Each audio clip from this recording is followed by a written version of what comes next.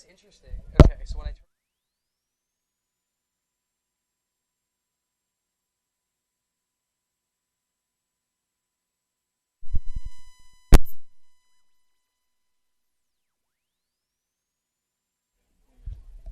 check, check, check, test, test, test.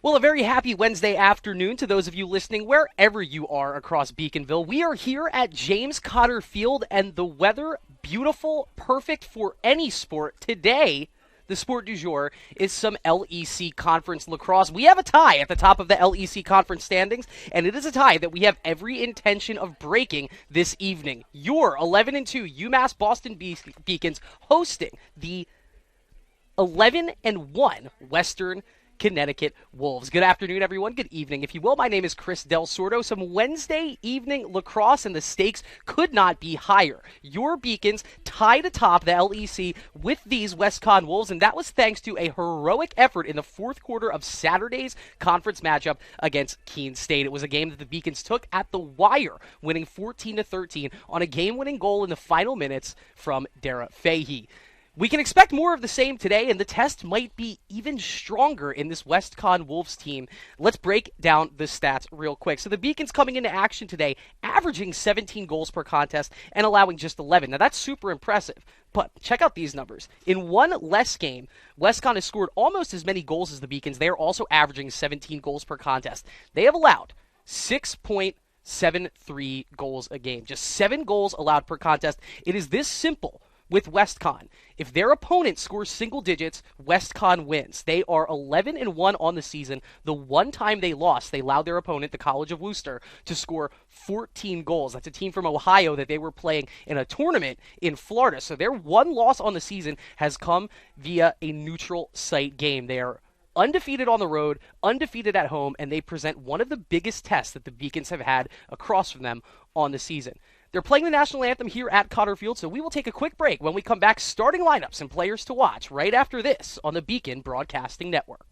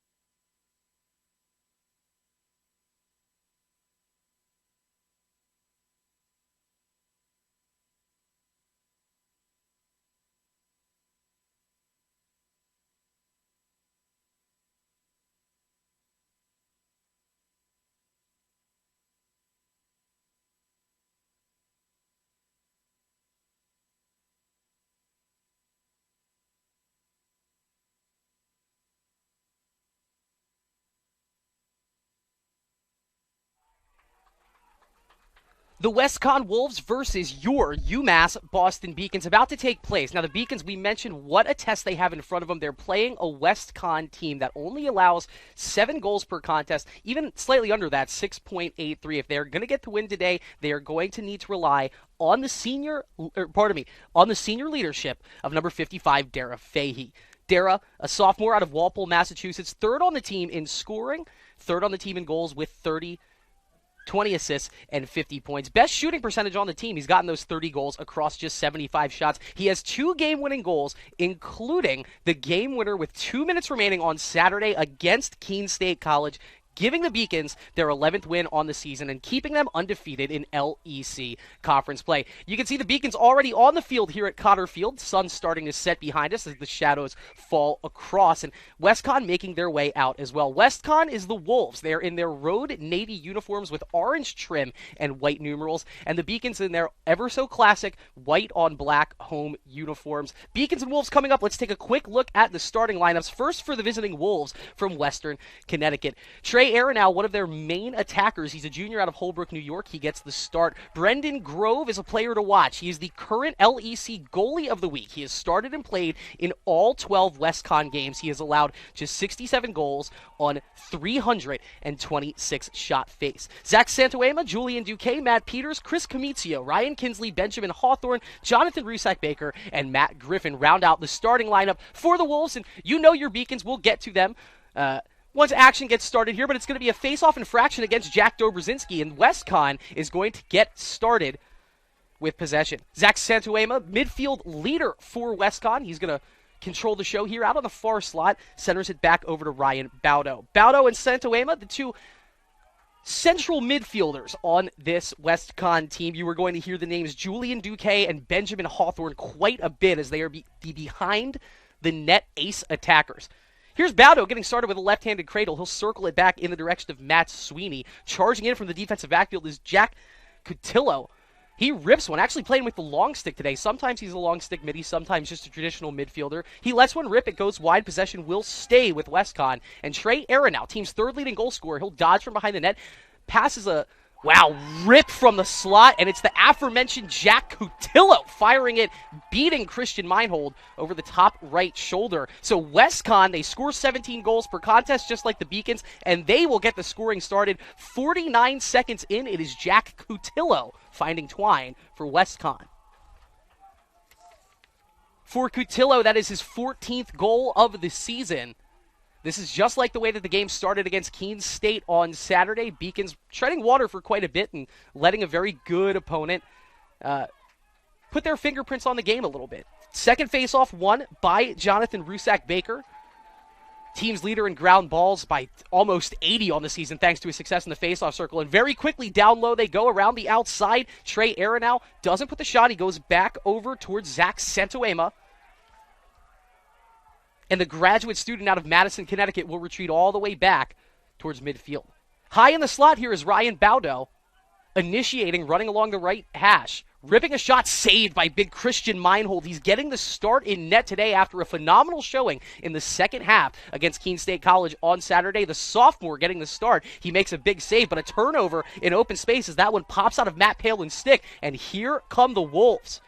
Aronow fakes the shot, goes inside. Low to high shot is saved by Christian Meinhold. Picked up and going back with it the other way is Robert Sprague. Sprague looks ahead. That pass could have been a little bit better in the direction of Elijah Beasley. And by the time Beasley gets to it, it's a ground ball won by WestCon, but it's still on the ground. Claflin pokes it free. Admiran picks it up. Shot. Wow, huge save on the play by Brendan Grove. That was a golden opportunity there. Claflin and Admiran both near the ball that was loose. Admiran got his stick to it, but he couldn't get a shot off. That one almost lost out of bounds by Ryan Kinsley. He keeps it in, turning the corner before being pestered heavily on the play by Jason McNeely. Poked loose, and Claflin wins the ground ball for the Beacons. So here come the Beaks trailing 1-0. They will reset the shot clock, sub in their attackers, and Michael Claflin, team's second leading goal scorer, leading assist man with 31 assists. He has 67 points on the season. Crossfield they go. Luke Murphy, left-handed cradle, misses the shot. It's deflected. He gets it back. No angle on that. He might have been better suited passing it back. The save is made by Grove. Loose ball scooped up by Fahey. Fahey fakes the shot. Passes inside. Shot scores. And it's Jacob Banks scoring first for the Beacons and getting the equalizer 3 minutes into this game. That was a ground ball that could have been won twice by WestCon. Instead, Fahey picks it up, gets it to Banks. And Banks with the equalizer. We are tied at 1-1 3 minutes in.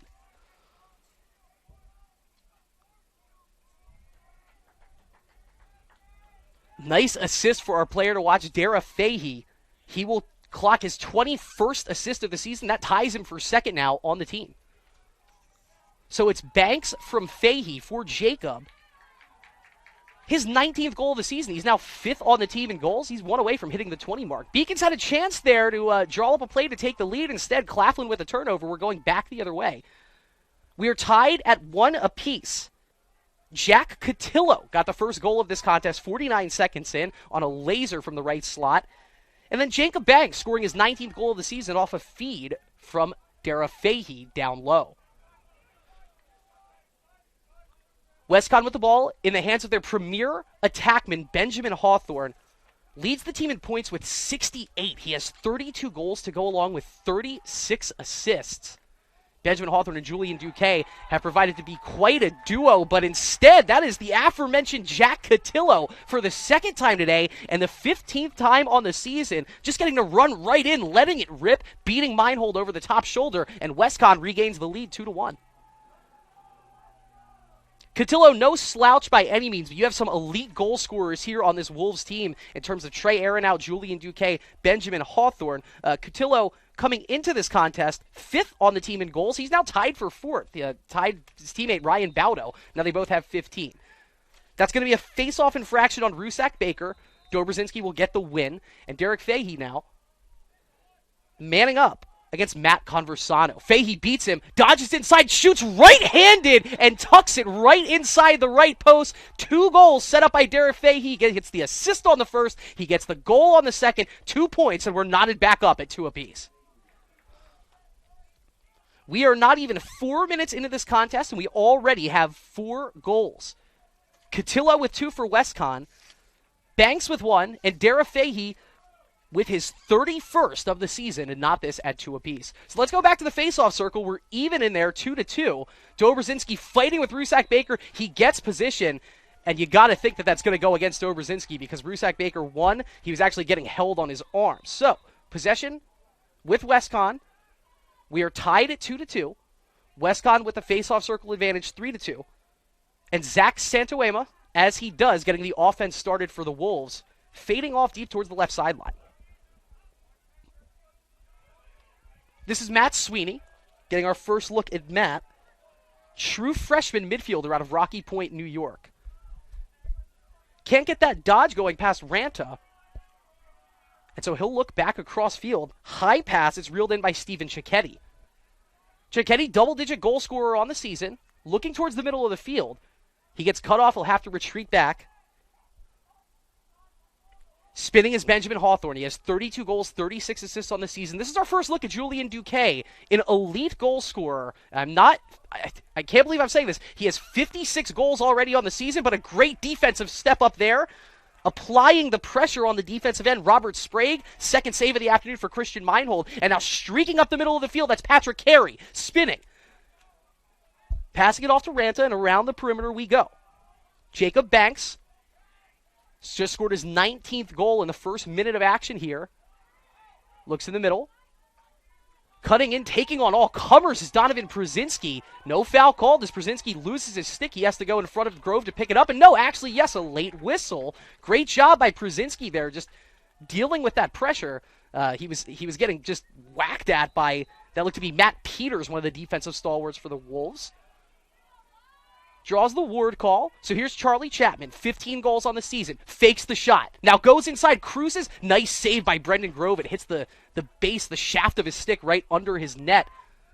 His 3rd save of the early evening already. Ball gets back to Grove, and now he'll do a little ball handling here, running it up past the 35-yard line on the football markings here at Cotter Field, and he slips it into Zach Santoema. Numbers for the Wolves. They go to Hawthorne. Hawthorne's shot misses. Chase for the ball, and I do believe WestCon is going to be closest to it. They do win the race thanks to Trey Aronow's hustle. Aronow, 21 goals, 21 assists on the season, 42 points for the Wolves here. He's fronted by Patrick Colbert on the LEC Team of the Week for defenders.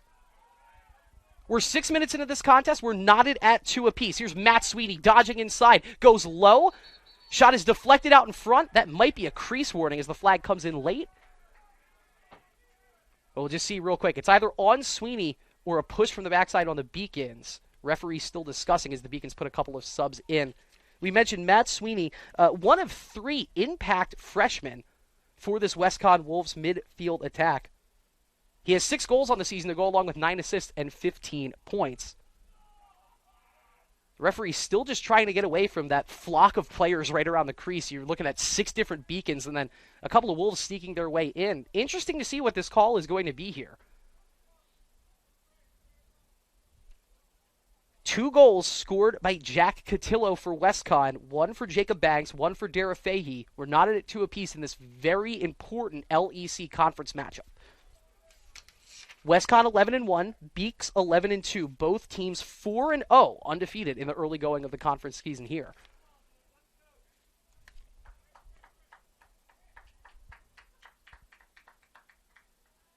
Four games left for the Beacons after this, 5 left on the schedule for WestCon.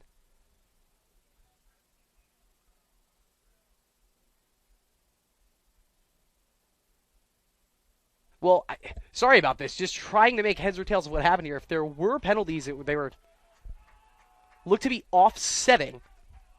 You see Matt Sweeney, he's on the bench. He's not in the sin bin for WestCon. Shot clock's going to get reset, and we'll just do this all over again with Trey Aronow walking this one back into play from right outside of the offensive box here at about the 17-yard line on the football field, it looks like. Opportunities have been there for both teams. We were worried with the Beacons, their test today would be getting through this defense that is very stalwart, only allows 7 goals per contest, and the opportunities have been there. 3 big saves by Brendan Grove already. Beacons might already have 3 or 4 on the scoreboard. Same could be said for WestCon.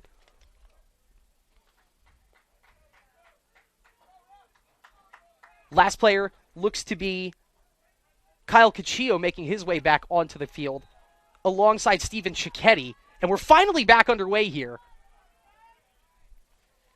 It is a penalty against Beacons number 14, Liam Bowler. So he will be the one serving that penalty. It is a Beaks penalty right now. Man up opportunity. That shot ripped from Cotillo. He was vying for a hat trick in the first 6 minutes, 15 seconds of this contest.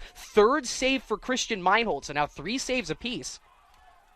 And we're getting a look at Robert Sprague, who's seeing some extended playing time here. The senior out of Wakefield, Rhode Island. Takes this one all the way across the midfield line before retreating it back to Fahey. Fahey over to Joe Myers. Here comes Joe, trying to dodge inside. Walks it back outside the hash mark to Admirand. And around the perimeter of the offense they go. Zach Mann over to Dara Fahey. 30 goals now on the season for number 55. He spins, gets past his mark, rips a shot, going low and making the save is Brendan Grove again. The 4th save of the afternoon as Fahey won his one-on-one matchup. This one almost turned over, but a very headsy play by Julian Duque. And here comes number 30 with 56 goals to his name on the season. Has a man in the middle, it's Hawthorne, and he's pickpocketed on the play by Patrick Carey. Beautiful job by Carey. Looks up to Fahey. Beacons don't really have numbers, but Fahey can do a lot all by himself. Gets picked up on the mark by Seth Hurt. Goes behind the net to to Jacob Banks. That one's fumbled away in the middle by Zach Mann, and back they go. The Beacons have had a lot of opportunities in the early going. A lot of balls turned over in the transition area. Benjamin Hawthorne is with it. Around the 20-yard line, marked by Patrick Carey. Patrick, the junior out of North Andover, Mass, in a great run of play right now. Ryan Baudo spins, doesn't have a pass. He'll keep it. Feels the mark of Chris Palin. Baudo gets a little bit of a pick there working around Palin. Nice job that's Matt Palin, then picking up on the far side. Baudo's going to have to go all the way back to Hawthorne. Around the perimeter they go. Chillo to Matt Sweeney. Back across the field to Hawthorne. He rips. He misses high and wide, but there are 2 Wolves right there, so WestCon will run it back. Trey Aronow picks it up. He's been dodging from the X so far today for WestCon. We haven't seen Julian Duque there yet. Aronow working on Colbrun. Gets past him. Shot right over the head of Christian Meinhold. And Trey Aronow, we knew we'd have to look out for him. He scores his 22nd goal of the season, putting WestCon up 3-2. Had a feeling that the Beacons were just kind of playing with fire a little bit there. 3 straight opportunities deep inside the Wolf zone on offense. They missed those 3 straight opportunities, and it's only a matter of time before you let a player as talented as Trey Aronow get that close to Christian Meinhold and not capitalize. So Aronow scores. It's his 22nd goal of the season. He breaks a little tie he had with himself with 21 goals and 21 assists. Goals are now winning in the personal stat battle for Trey Aronow. We're still very early on here at James Conner Field. Beacons trailing 2-3. Here's Luke Murphy. Cutting right through the middle of the Wolves defense. He gets inside. Shot. Scores. How about Luke Murphy getting through 3 Wolves defenders by himself and going high to low on that shot. Finally, they get one past Brendan Grove, who already has 4, if not 5 saves in this first quarter. But Luke Murphy, how are you doing? 8th goal of the season, right when the Beacons needed. We are knotted back up at 3 apiece.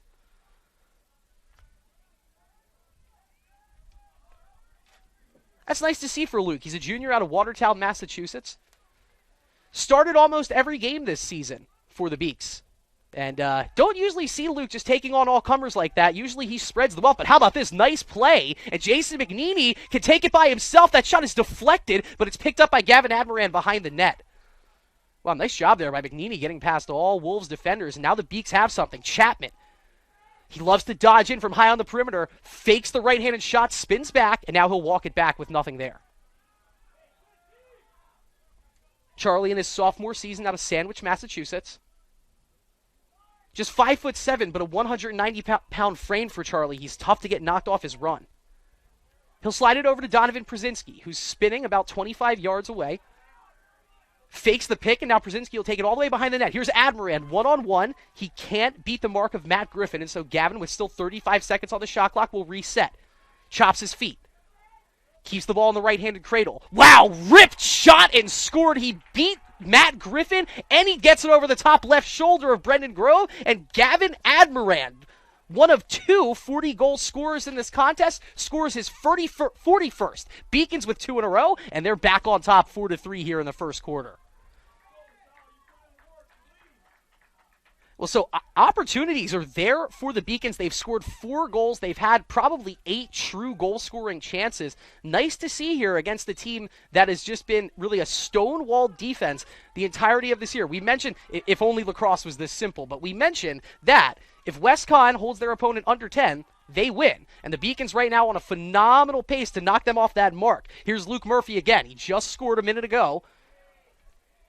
Getting chopped at by Matt Conversano, so he'll walk it back. Left-handed cradle for Murphy, and he'll go across the field to give it to Dara Fahey.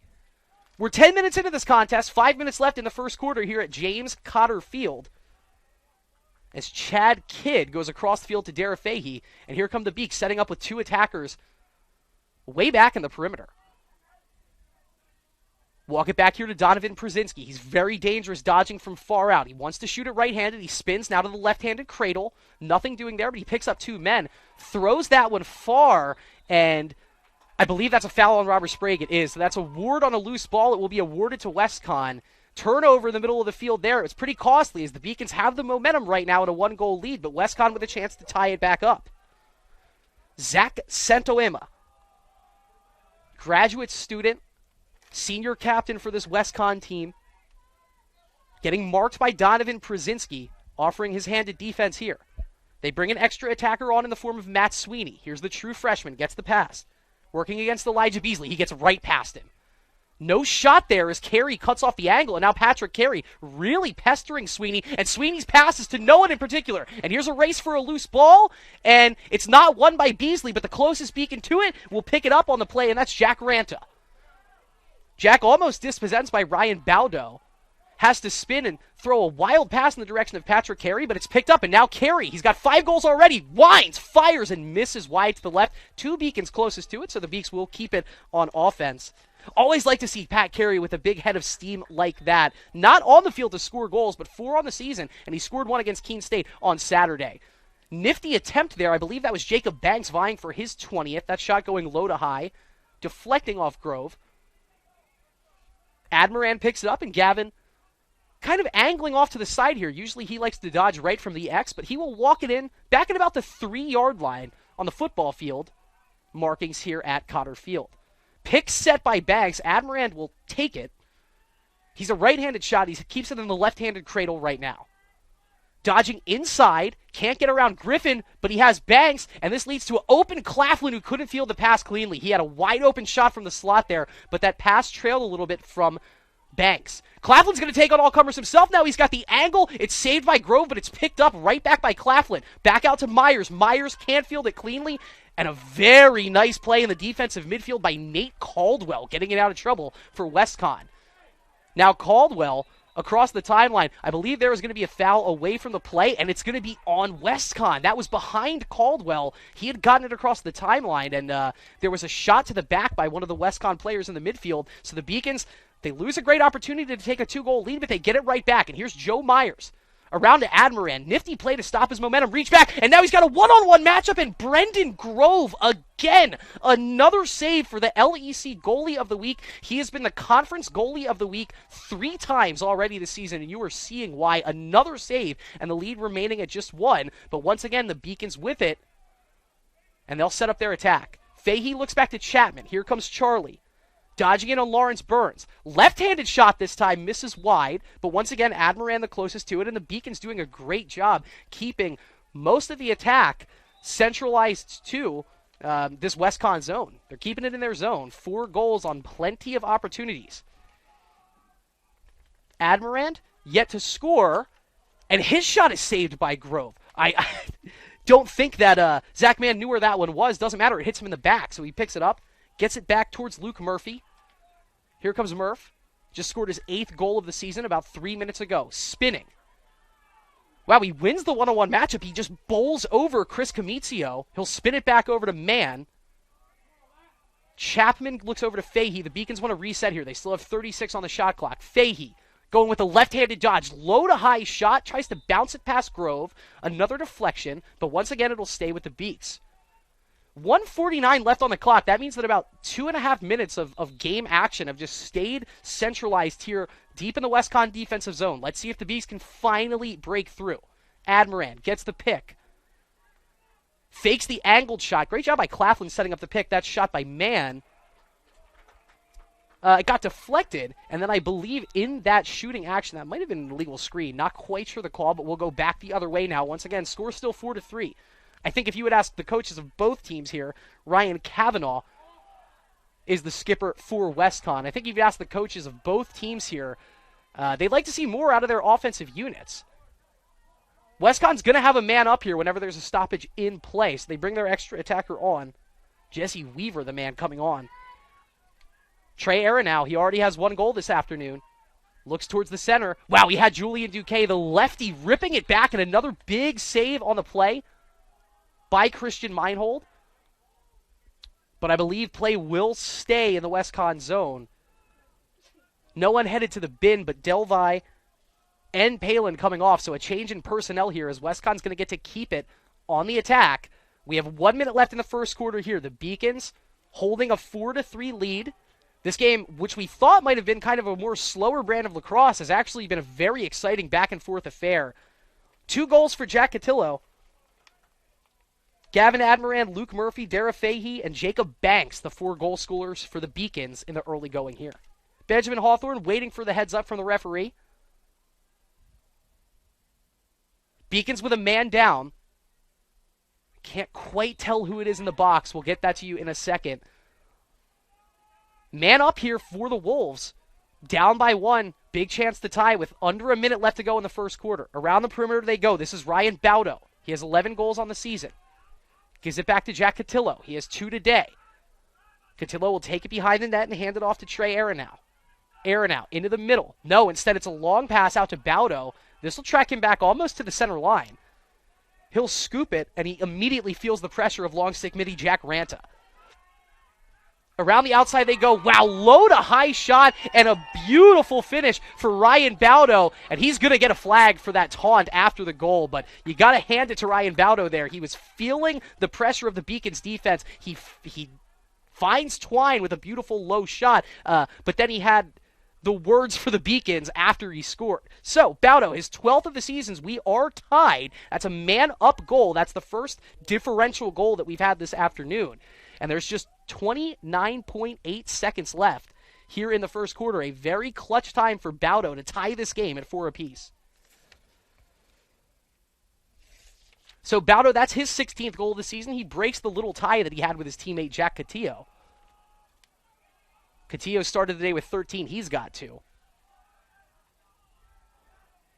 So Baudo into the sin bin for WestCon. He scores with a man up. That's the first differential goal we've had today. It ties it at 4 apiece. The Beacons now won't have to win the faceoff here, as they will get to enter their attack with about 20 seconds left in the quarter. Claflin. Over to Przinski. Back to Michael Claflin. There's just 11 seconds left in the quarter here. Beacons got to get it going. Fahey. 1-on-1. Wins, spins, wins again, fakes the over-the-back shot. 4 seconds left. He's got to do something. Gavin Admirand, 3. I don't think he knows, and that'll do it. That's the end of the first quarter. Beacons had an opportunity to get one on net and maybe go into the second quarter up by 1. Instead, we've played 15 minutes of lacrosse, and we are all tied. It's Beacons 4, Wolves 4. We'll take a quick break and be right back with the second quarter after this on the Beacon Broadcasting Network.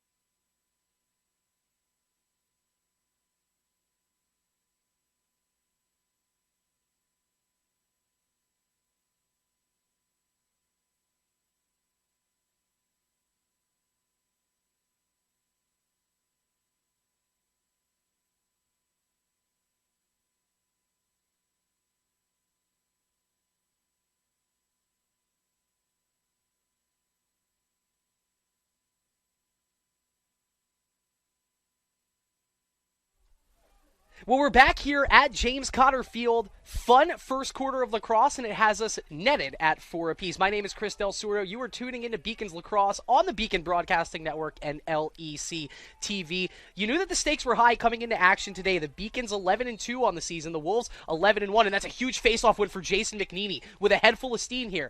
A lot of opportunities for the Beacons in the first quarter, and they capitalize on their first opportunity in the second quarter. It's Jason McNeely winning the faceoff, rumbling through the Wolves defense, and scoring his 6th goal of the season. Huge for the Beacons right there. They had an opportunity to go up 5-4 at the end of the first quarter. They can't get a shot off in just 7 seconds. McNeely wins the faceoff, rumbles through the defense, and scores his 6th goal of the season.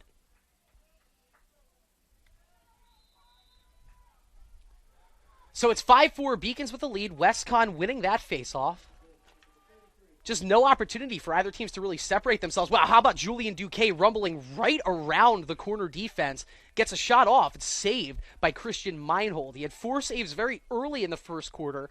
Didn't make one after that, so that's just his 5th goal of the afternoon. 5th save of the afternoon.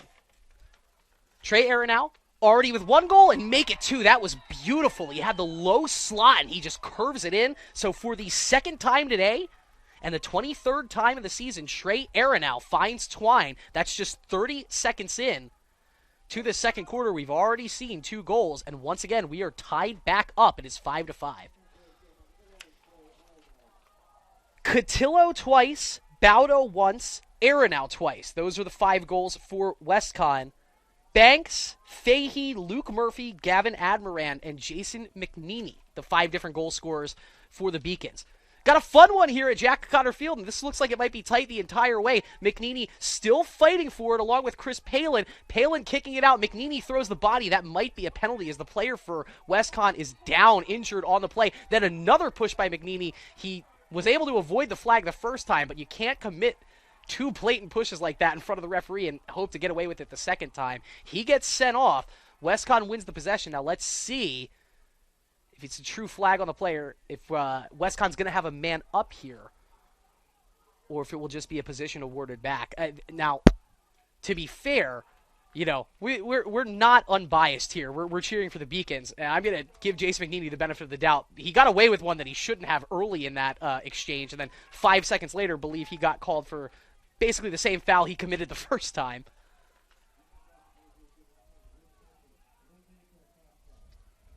And instead, after all that, it's going to be Luke Murphy that gets saddled with the penalty. So Luke's going to get called for the cross-check. That's going to be a 1-minute penalty. And I mentioned that the Beacons had all the momentum towards the end of that first quarter. Right now, the momentum's solidly in the hands of WestCon. We are tied at 5 apiece. The Beacons take their first timeout of the second quarter. So once again, a quick reset on how we got there. 49 seconds in, WestCon won the opening faceoff. They held possession in their zone for about 45 seconds. A couple of unsuccessful attack attempts, and then it was the midfielder, Jack Cotillo, scoring his 14th goal of the season on a ripped shot from high out the right slot. Nothing doing really for the next 3 minutes, and then a Derek Fahey setup for Jacob Banks tied it at 1 apiece. Cotillo scored 40 seconds after that, right after the Wolves won that next faceoff to put WestCon back up 2-1, and then Fahey followed up his assist with a goal to make it 2-2. Then we went 5 scoreless minutes before Troy Aronow scored for WestCon to make it 3-2. Luke Murphy scored 20 seconds after that, knotting it up at 3 apiece. Gavin Admiran scored a minute after that, making it 4-3 Beacons. And then Ryan Baudo, right before the end of the first quarter, scored, tying it at 4 apiece. Jason McNeely won the faceoff to start the second quarter, and he scored, making it 5-4 Beaks. Troy Aronow just scored to tie it at 5 apiece. And we're back underway here at Cotter Field. Wolves on the attack. Behind the net is Benjamin Hawthorne. Over to Julian Duque. He's got 56 goals on the year. The true freshman attacker. I think he might have gotten chipped there on the stick on his rumble in towards the net, and that shot misses high and wide. 3 shots for Duque in this contest. Kind of going to knock on wood while I say this, but 3 shots, none of them have found the target. Crossfield pass sets up a rip for Cotillo. Once again, still vying for that hat trick. Beautiful save by Christian Meinhold, and now he directs traffic for the Beacons before handing it off to Matt Palin. Palin fakes taking it across the timeline before getting it up to Patrick Carey. Carey in with the attackers on this run of play. Slides it off to Dara Fahey. Fahey looks back towards the sideline. He'll go all the way across field to Donovan Przinski. Przinski has really been a key catalyst for this Beaks offense, coming in from that dodging, attacking midfielder position. Beacon's going to really set up the attack heavy here as Chapman rolls it to Murphy. Murphy spinning in. Going to take on all comers by himself. He's able to maintain that right-handed cradle before finally getting spun out of trouble by the Wolves defense. So here's Charlie Chapman now, working on his defender. He gets past him on the right shoulder. And no, I thought that was a goal. Instead, it hit the side of the net. Chapman beat his defender on the play, Lawrence Burns. And I believe that might be with a shot clock. I'm not quite sure if the shot clock needed to get reset or not. No, so they reset the shot clock when they shouldn't have, because that Chapman shot, it hit the side of the net. Did not hit the frame. So the Beacons now just 26 seconds to get a shot off here. Back to Luke Murphy.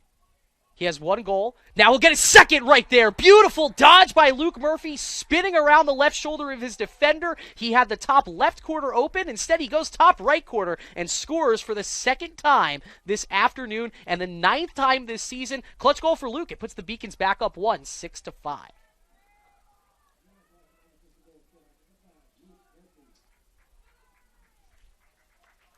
Just the second multi-goal game of the season for Luke Murphy. That's not really his role on the Beacons team. He's there to pick up ground balls, kind of direct the offense, kind of, direct traffic, run the show, if you will, for the Beaks offensive attack. And he's deposited 2 goals, both off pretty individual efforts. McNeely wins the faceoff. Beacons trying to get the first 2-goal lead of this contest, and that's a dangerous way to go about doing it. Fahey is able to pick up that lofted long pass, and he spins past his mark. Here comes Fahey, in on the left hash, spinning again, trying to set up that right-handed shot. Nothing there. He can't get the pass across to Chapman, so he'll go all the way back to Przinski. Donovan now, with full momentum, gets past his mark, goes inside of the crease, spins, backhand shot. No, it's saved by Grove, but it's knocked out of trouble by Gavin Admiran. Admiran now, with nobody behind him on D. Beacons had Westcon's defense out of position there. Instead, Admiran's going to set up the one-on-one dodge on Kinsley. Wins, right-handed, shot, misses. Claflin is closest to the ball, and so the Beacons will keep it in the offensive zone. Gavin Admiran, just 1 goal in that win against Keene State. And looking very springy here. He already has a goal this afternoon, trying to get into the attack with his 41 goals on the season. Chapman looks back to Fahey, who gives it back to Luke Murphy. Maybe Murph thinking hat trick here. He gets spun off by a double team. Przinski, beautiful feed to Claflin. That was all Donovan Przinski with eyes to the left. He saw Claflin streaking behind the net, gets it to him, 1-touch goal, and finally someone gets a 2-goal lead, and it is the Beacons with 11:33 left to go in the second quarter. Claflin from Przinski. And for Michael Claflin, it is his 37th goal of the season, which ups his team high in points to 68. Nice feed there for Przinski. It is his 16th assist on the season. And once again, we've played almost 20 minutes of lacrosse now. This is the first 2-goal lead that either team has been able to secure this afternoon.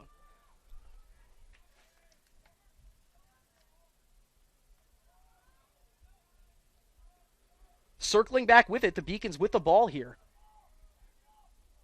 trying to make this a 3-goal lead. Charlie Chapman walking it in before circling it back to Luke Murphy. Murphy gets past his mark, tries to get knocked off the block, but here's Chapman. That was at his feet. That would have been a nice opportunity for Charlie to step into one. That's about his range where he does a lot of his damage. Picks it back up around the 40-yard line and calmly gets it over to Dara Fahey. Fahey, always the man with a plan, with the ball in his stick. He's rumbling on against Matt Peters. He takes it all the way behind the net, looks up to Przinski, and Przinski was thinking about what to do before he got the pass. He loses it. That's a costly turnover. Nate Caldwell, speedy defender, going to take it all the way into the offensive zone. Gets pushed off his block by Luke Murphy. And this is what you expect Luke to do. Cover all that ground in the midfield and still hold his defensive mark. Chris Palin comes back on with the long stick. Caldwell will take that long run back across the timeline. And now it's Matt Sweeney, the true freshman, all by himself at around the 40-yard line. Beacons 7, Wolves 5. We are 20 minutes into this contest, a game which Bluntly, we did not expect to see this much scoring, and it looks like there's a lot more on the agenda this evening. Ryan Baudo, he has 1 goal this afternoon. His goal tied it at 4 apiece. Steven Cicchetti, he has double-digit goals on the season. We haven't seen too much out of the left-hander yet. Hawthorne, behind to Aronow. And that pass gets deflected, and it skips all the way up to Fahey at around the 35-yard line. Here come the Beaks, a chance to extend this lead to 3. Fahey, left-handed dodge, fakes, fires. It's deflected in front of everybody. It's picked up in front of the net, and it's not a goal. Not a goal. Wow, Michael Claflin, I don't know if they ruled that a save on Grove or if Claflin was in the crease, but now here comes WestCon with a head full of steam. Beacons inches away from a 3-goal lead. Instead, Ryan Baudo trying to score his 17th goal of the season, holding it now before crossing it to Matt Sweeney. Fun first 21 minutes of lacrosse here at Cotter Field. Winner takes sole possession of first place in the LEC. Jack Cotillo, he scored the first 2 goals of the evening for WestCon. He gets spun all the way back near the back line before finding Julian Duquet. Over to Benjamin Hawthorne. Hawthorne towards the middle. His pass is deflected, and a save by Christian Meinhold. Flag comes in late, and the flag's going to be against the Beacons.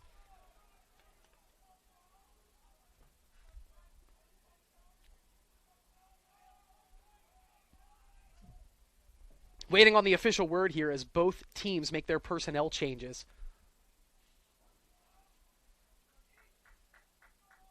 One silver lining here with what seems to be a bit of missed opportunities in the offensive zone for the Beacons is that up to this point, WestCon dealing with the same thing. They're creating a lot of chances, not depositing. Chris Palin's committed his 2nd foul of the afternoon, and he will be in the sin bin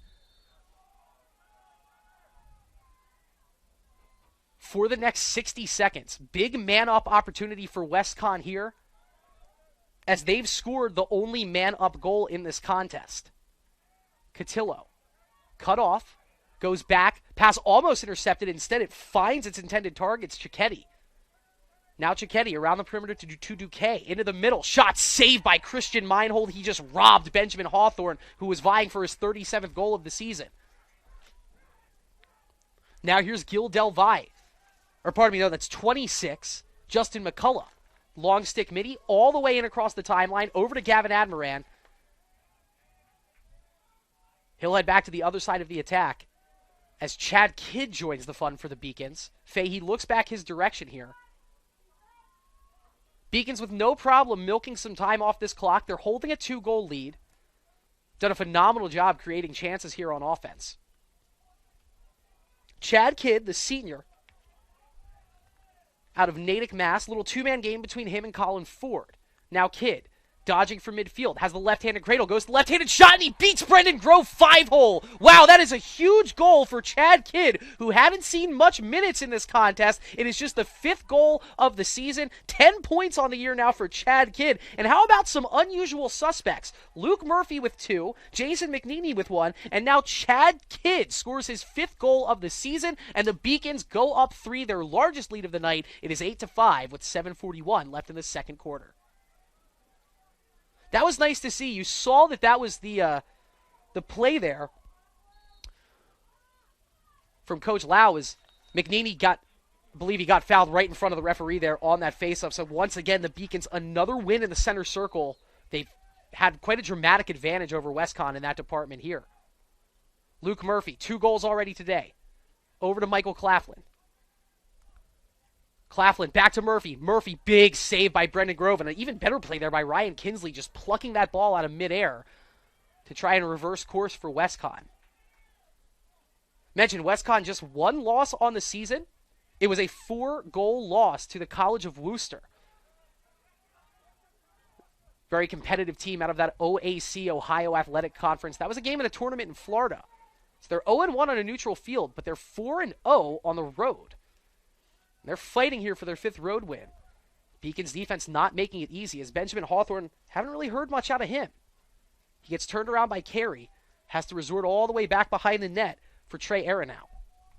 Aronow has had the ball in his stick quite a bit. He's been the one player to catalyze this Wolves offense from the X spot. He'll roll it over to Ryan Baudo, gives it back to Aronow.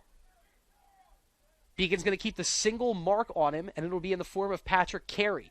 Aronow dodges to his left. Carey keeps his mark. Trey gets spun off. Down to 18 seconds to shoot here for WestCon. That pass, intercepted.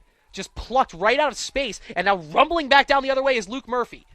Luke Murphy getting past his defender. Cross field to Fahey. Fahey rips, fakes the shot, goes low. Another save by Brendan Grove. He's been doing everything he can to keep WestCon in this contest. Dara Fahey gets robbed, and now rumbling ahead is Benjamin Hawthorne. Faking the through pass on the play is Trey Aronow. He had Julian Duque there. Instead, he goes back to Cotillo, who slots it in and scores a hat trick. Jack Cotillo, for the 16th time this season and the third today, gets one back for WestCon. It is 8-6. Beacon still hold a lead, but this is a player, good goal scorer, but not someone who is suspect 1A for the Beacons, and he has scored 3 kind of unmarked goals from the middle of that slot. Jack Cotillo, his third of the afternoon, his 16th of the year, and WestCon back to within 2. It's Beacons 8, Wolves 6. We saw 8 combined goals scored in that first quarter. Already 6 here. Face-off win for WestCon. They're moving quickly. Julian Duque. Down low. That shot faked on the play by Zach Santoema. He'll keep it behind the net, where he will get fronted by Jason McNeely. 2-man game between Aronow and Santoema. And they'll look back for Trey Aronow. He'll walk it all the way back to Stephen Cicchetti. They'll try and work that attack down the left side of the field as Cicchetti looks back to his left, gets it to Ryan Baudo on the wing. Baudo. Fronted by Matt Palin. That pass to Hawthorne. There's going to be a foul against the Beacons here, so WestCon can set up this attack. Hawthorne has a man in the middle. That pass is blocked. It's picked up, not quite. Now it's picked up by the Beacons. And there was a flag thrown earlier, so now the whistle will finally blow. You can see a player for WestCon taking a knee there. And that looked to be Ryan Baudo. I'm not sure if he was the player who was fouled on the play, but drops to a knee, he gets up, he's fine. But what looked to be a big stop for the Beacons there will lead to another opportunity on offense with 5 minutes left to go in this second quarter. Beacons 8, Wolves 6, both teams plenty of chances on the attack. Beacons a number of nice stops here in their own defensive zone. Let's see if they have another one lined up. Luke Murphy. Luke Murphy back in on the defensive side of midfield. And for the third time today, Chris Palin in the sin bin, this time for a cross check. Wolves are 1 of 3 on man-up opportunities. Jack Cotillo, he has 3 of WestCon's 6 goals. That shot misses wide. Meinhold gets a stick on it. But it will be Julian Duque closest to the ball. So he'll walk it back in from the back line. And we're back underway. He'll quickly give it to Trey Aronow. That's his spot from the X. Aronow working on Patrick Colbrun. To a sliding Benjamin Hawthorne. That was just a beautiful play. Hawthorne hid back at the top of the slot. He slid in and then ran in with a head full of steam. Nice pass from Aronow, finding Hawthorne for his first goal of the afternoon. 2 straight goals by the Wolves, and they're back to within 1. It's Beacons 8, WestCon 7 on the first goal of the afternoon, and the 33rd goal of the season for Benjamin Hawthorne.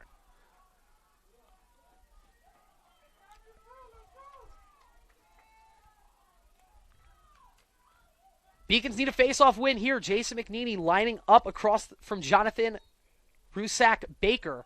McNeely chips it up, and it's won by the Beacons. Here's Matt Palin, head full of steam. Over to Claflin. Claflin shot, score! That took, 6 seconds, 7 seconds? And the Beacons with a huge answer. The second goal of the evening for Michael Claflin, and he is up to 38 scores on the year. It was just 7 seconds from the time Jason McNeely started that face-off battle to the time Michael Claflin deposited it in the back of the net. And you can thank Matt Palin scooping up that loose ball, rumbling it down the field, and netting the assist.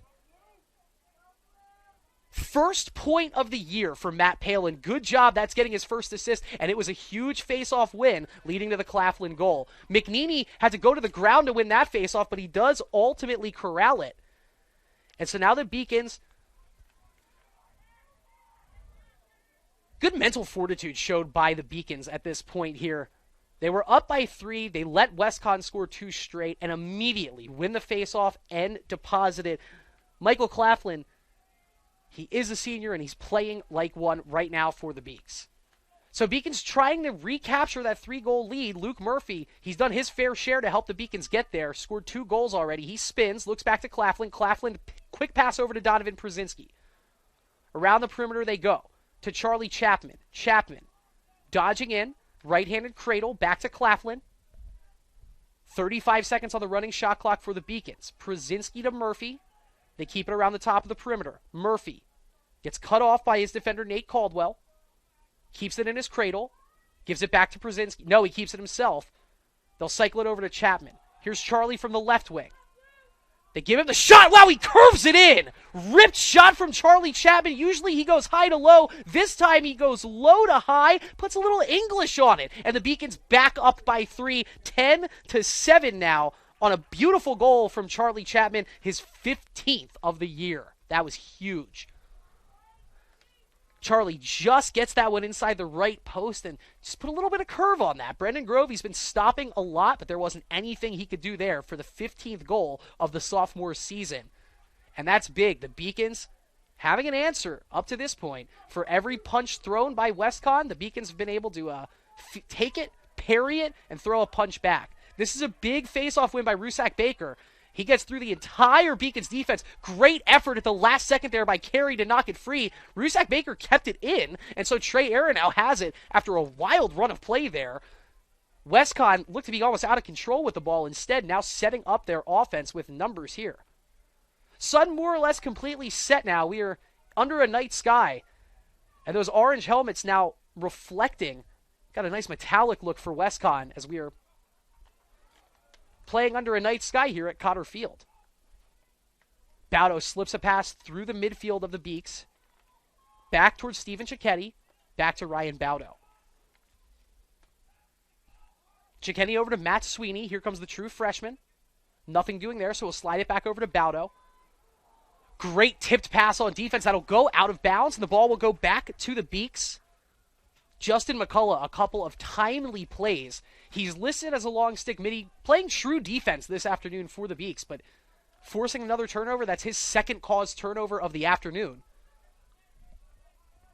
Meinhold's going to take his time before getting it up the right sideline to the aforementioned McCullough. He'll give it back to Joe Myers. Myers hasn't seen all that many minutes in this game today. Had a couple of goal-scoring opportunities in the first quarter. Now he'll walk it around himself here before sliding it back over to Chad Kidd. Kidd just scored his 5th goal of the season earlier this afternoon. He's going to rumble through, take a shot for number 2, and he gets it. Skips it underneath the stick of Brendan Grove, and for the 2nd time today and the 6th time this season, Chad Kidd finds Twine, and the Beacons take a 4-goal lead. It's 11-7, 3 straight Beacons goals after WestCon had got it back to within 1. That's huge.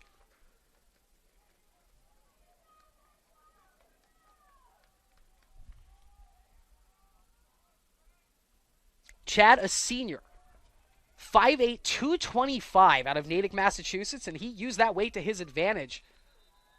Couldn't shake off his mark. That's going to be another face-off infraction against Jonathan Rusak Baker, who up to this point was one of the leading ground ball getters in Division III lacrosse. He's been more or less shut out of the center circle this afternoon.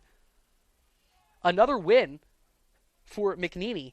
Jacob Banks with the ball now. He scored the first goal for the Beacons way back in the first quarter. Haven't heard much from him since. Hasn't necessarily been a problem with the Beacons up 11-4. Kidd. Back to Admirand. Gavin, 1 goal this afternoon. An assist as well. Spinning. Oh, he's got his left-handed angle. Wow, beautiful defensive play. Believe it is going to be a holding penalty. Yes, it is. Matt Griffin with the stop on Gavin Admirand, who was primed to get a shot on goal there. A little too much contact, though, and so the ball will stay in the offensive zone. We're down to 1:10 left here in the second quarter. The Beacons up 11-7. You know what we told you. If WestCon lets their opponent score double digits, they lose. And so right now, the Beacons really just want to kind of piling on this lead. They've hit the double-digit mark, but we still have half of this game to go. Banks almost scored there. Grove can't leave the crease, so now it's being fought for. Finally, Brendan Grove will get the save. He will pick that one up, get it out of trouble, and now he lofts it ahead to Zach Santoema. And Westcon does have numbers here.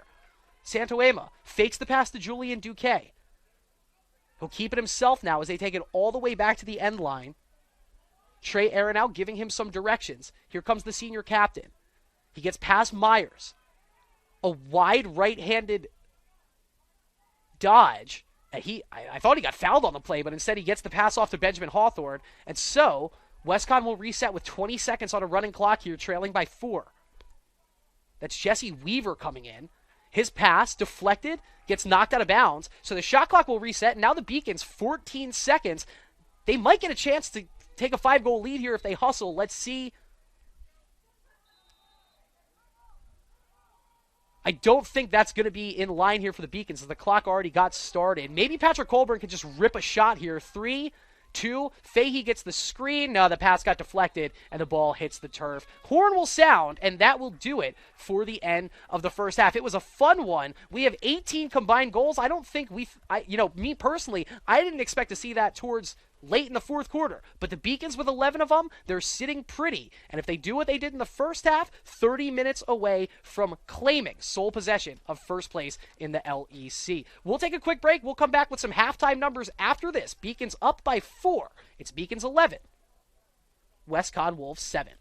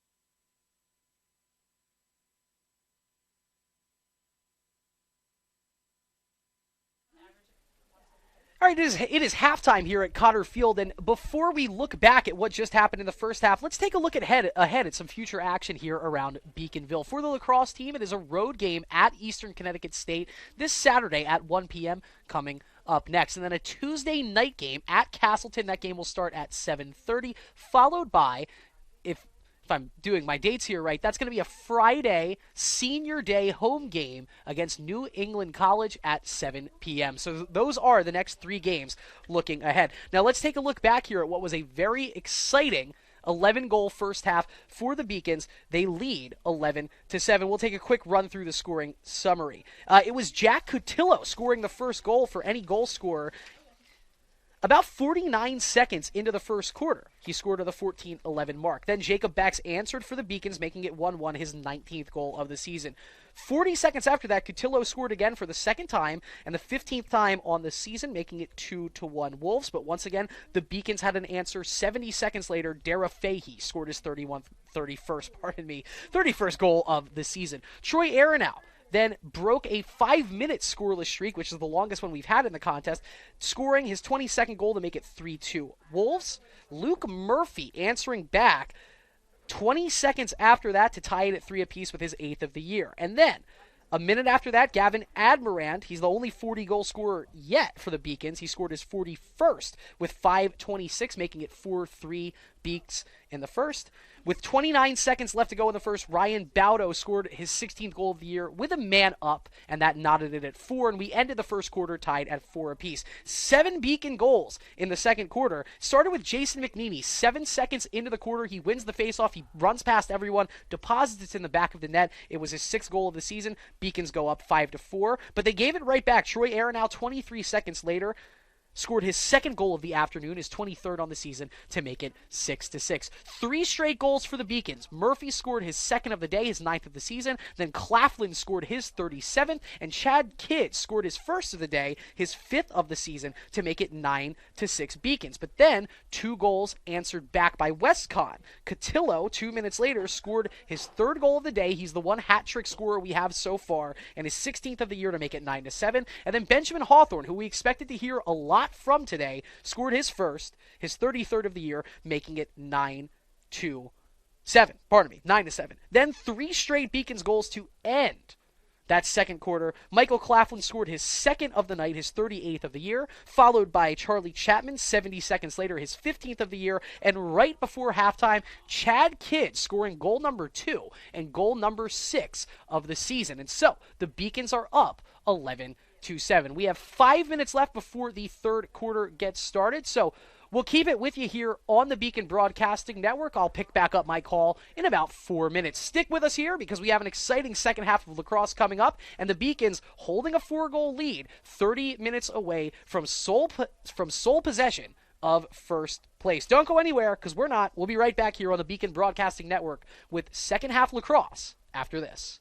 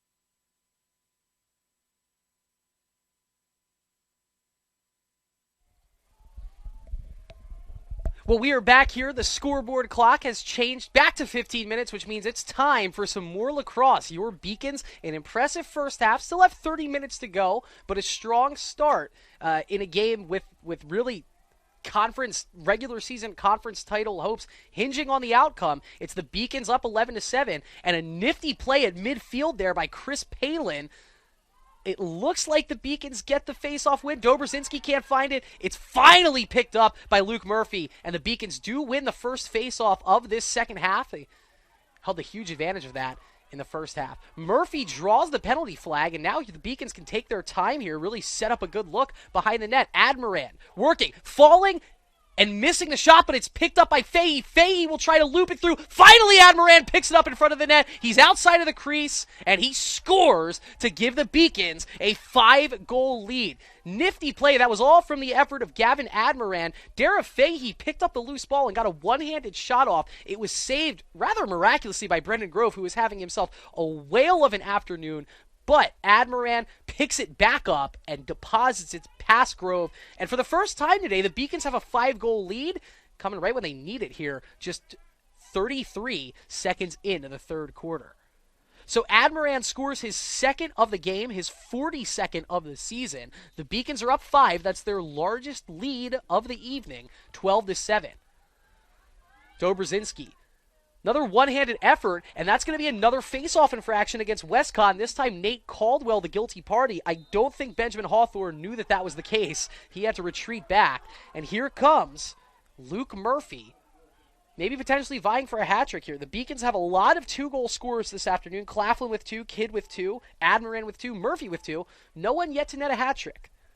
Let's see if Murphy tries for that here. Wow, he gets through 2 defenders and then loses his stick. That would have been an amazing one-handed dodge there, but he's dispossessed by Nate Caldwell, who's had a whale of a game on defense, and now Nate Caldwell going to move it into the offensive zone for WestCon.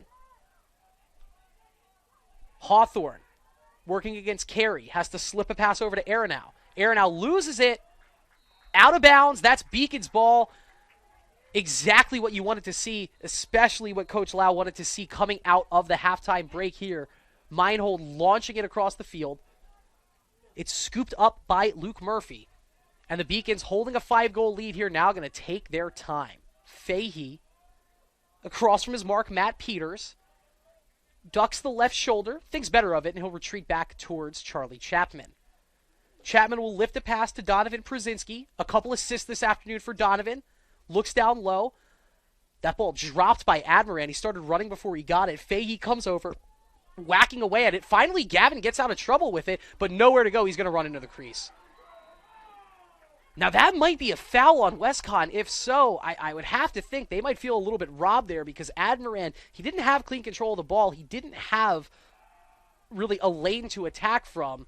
His only recourse was to go where he couldn't go, which was the crease, but he was ultimately pushed from behind into the crease. So the Beacons, who have yet to score with a man-up, they've been able to kill off 4 of their 5 man-up opportunities, going to have it here in the WestCon zone. And coming off, it will be Matt Griffin, the guilty party.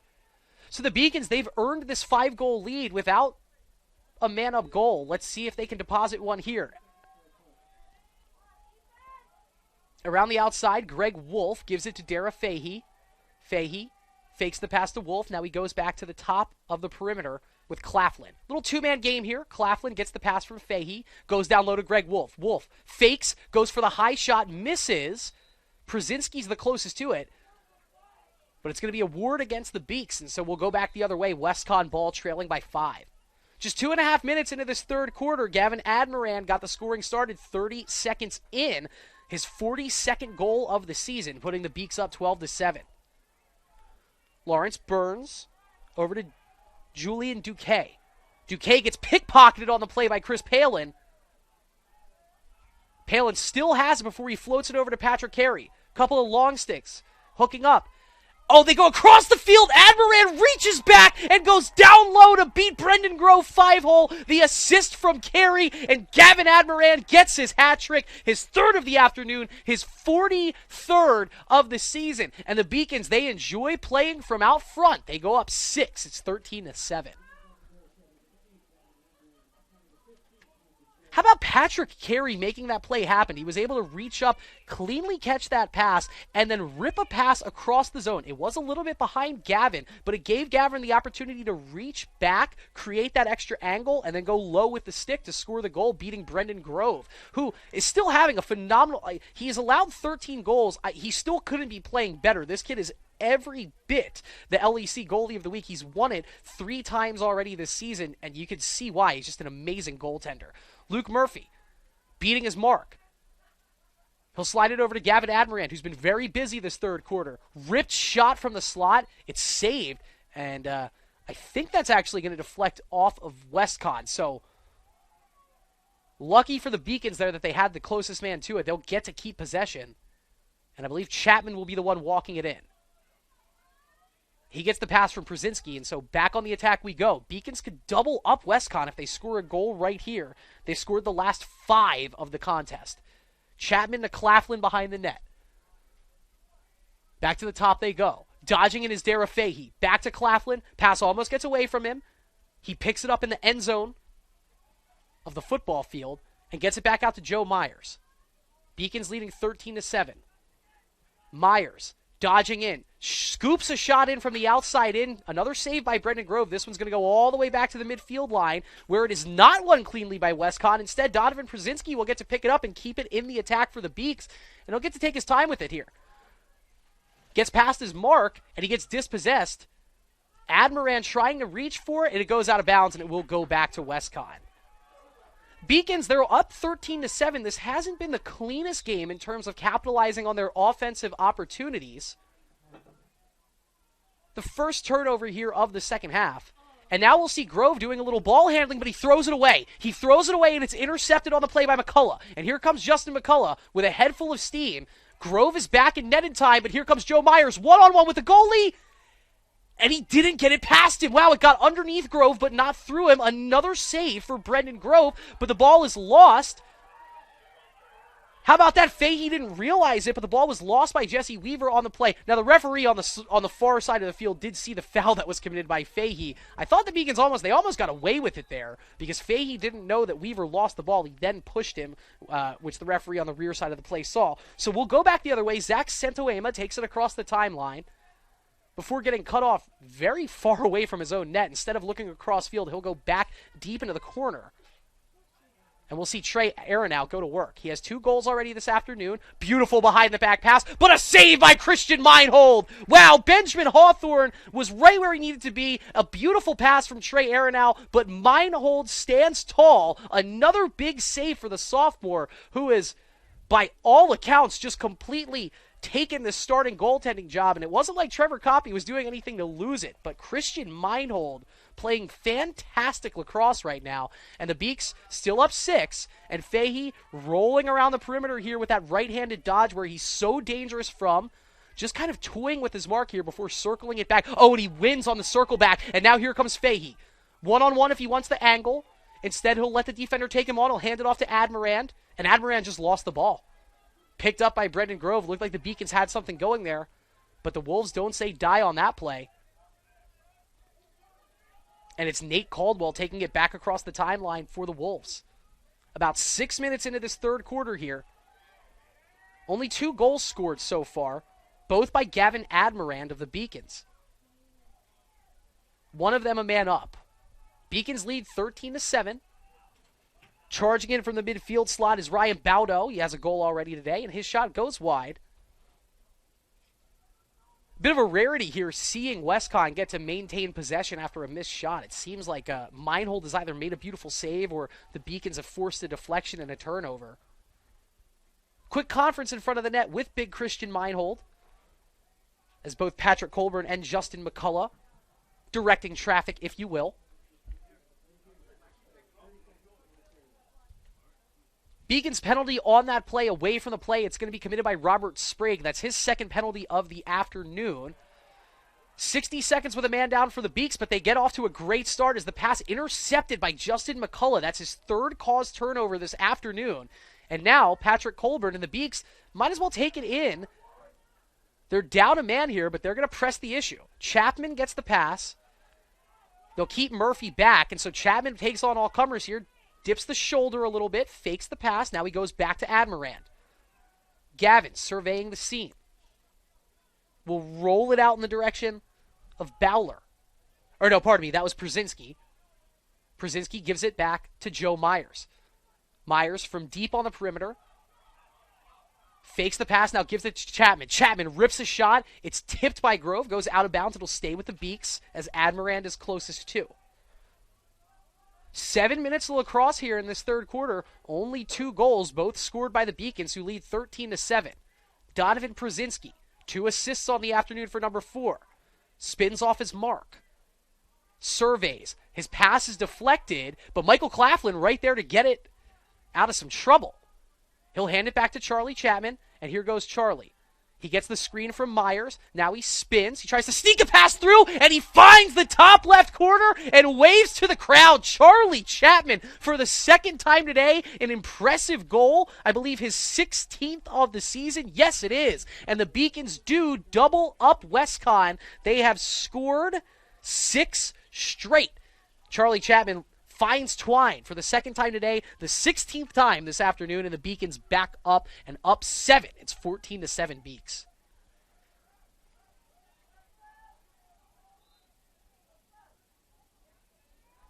Beacons with a lot of multiple goal scorers already. Admirand has 3. You have Chapman with 2. Here's Jack Dobrzinski after winning the faceoff. We've seen McNeely score a goal in that fashion. That pass to nobody, but a wise play there by Patrick Carey, kicking it ahead to Luke Murphy. Murphy, he has 2 goals today. Over to Chris Palin. Palin and Murphy running a little 2-man game, and let's see if this frees up Murph to dodge on in from the midfield spot. Instead, he'll circle it back out. Halfway through this third quarter here, Mick Flynn now into the contest for the Beaks. He's dodging in, takes it behind the net. Now he'll turn all the way, look for a recipient to pass it to. Instead, he'll keep this attack going by himself. Spinning. Wow, beautiful pass from Flynn. Couldn't quite tell who that was in front of the net. I think it might have been Joe Myers. We'll see in a split second here. No, it's Gavin Admirand. Oh, actually, that was 29. Apologies. Zach Mann with the goal, getting the feed and depositing it into the back of the net. So Zach Mann scoring his first of the afternoon, 4 straight Beacons goals to get this quarter started.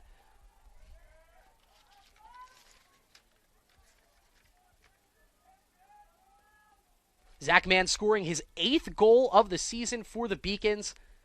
And what was supposed to be, what I thought, what was billed as this uber important, evenly matched conference matchup for first place in the LEC conference has turned into really a show-off coronation game, if you will, here for the Beacons. They're holding an 8-goal lead with about 21.5 minutes left to go. They still have the ball. They have scored 7 straight goals, and they are still foot on the gas pedal, raising the attack. That 15th goal scored by the Beacons, now the most scored against Western Connecticut in a game this season, and we still have 21.5 minutes of lacrosse to play. Kidd, down low to Claflin. His shot misses everything. Outside picked up by Gavin Admirand.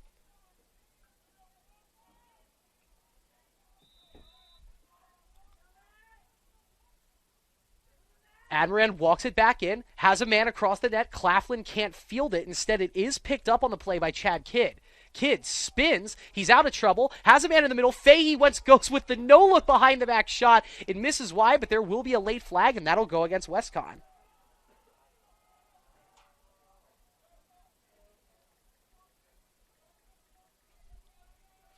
Last time the Beacons had a man up, they scored. It was the first goal of the third quarter, scored by Gavin Admirand. And it looks like they'll have another opportunity to do just that here. Admirand waiting patiently for the referee to pick up the flag.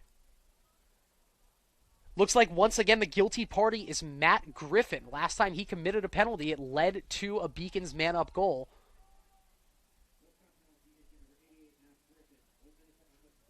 So it's a minute for unnecessary roughness against Griffin, his second penalty of the afternoon, and the Beacons, with exactly what WestCon couldn't afford, a man-up opportunity here for the Beaks. Admirand in the near side slot, little 2-man game with Fahey, fakes the shot, goes back to Dara. Fahey rips that one through. That somehow got through the entire defense, and the closest player to it was Wolves midfielder Chris Comizio. So a missed opportunity there with a man up for the Beacons as that one shot out of bounds with the WestCon player closest to it. And now Ryan Kinsley, if he gets it cleanly across the timeline here, will have a nice opportunity to just milk away this penalty. This is just the fourth man-up opportunity for the Beacons. They are one of three so far today. So if there's one thing that hasn't been going as smoothly as possible, I guess it would be the differential unit play. Jesse Weaver gets a pass inside. Down low they go, and it gets down low to Troy Aronow, who finds Twine for the third time this afternoon, the second hat-trick scorer for WestCon, and that breaks what was, sorry, doing some quick mental math here, a 16-minute scoreless drought for WestCon. They get it on the third of the afternoon by Troy Aronow.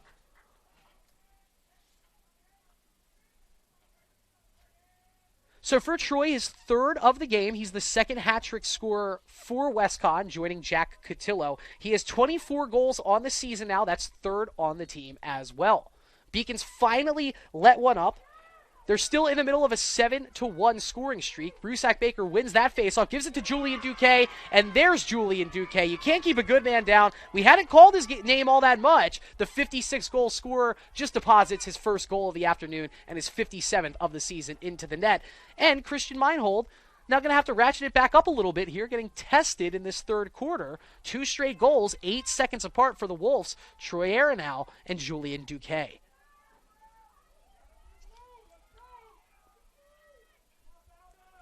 WestCon, not that close to us here at James Conner Field. Their campus, Danbury, Connecticut. Pretty long drive to get over to Boston for an evening game, but there are a lot of WestCon fans here, and they're letting their voices be heard. Jonathan Rusak-Baker wins another face-off, and here comes Ryan Baudo and the WestCon Wolves with a bit of wind behind their sails here. They were just trailing by 8. Now they're back to within 6.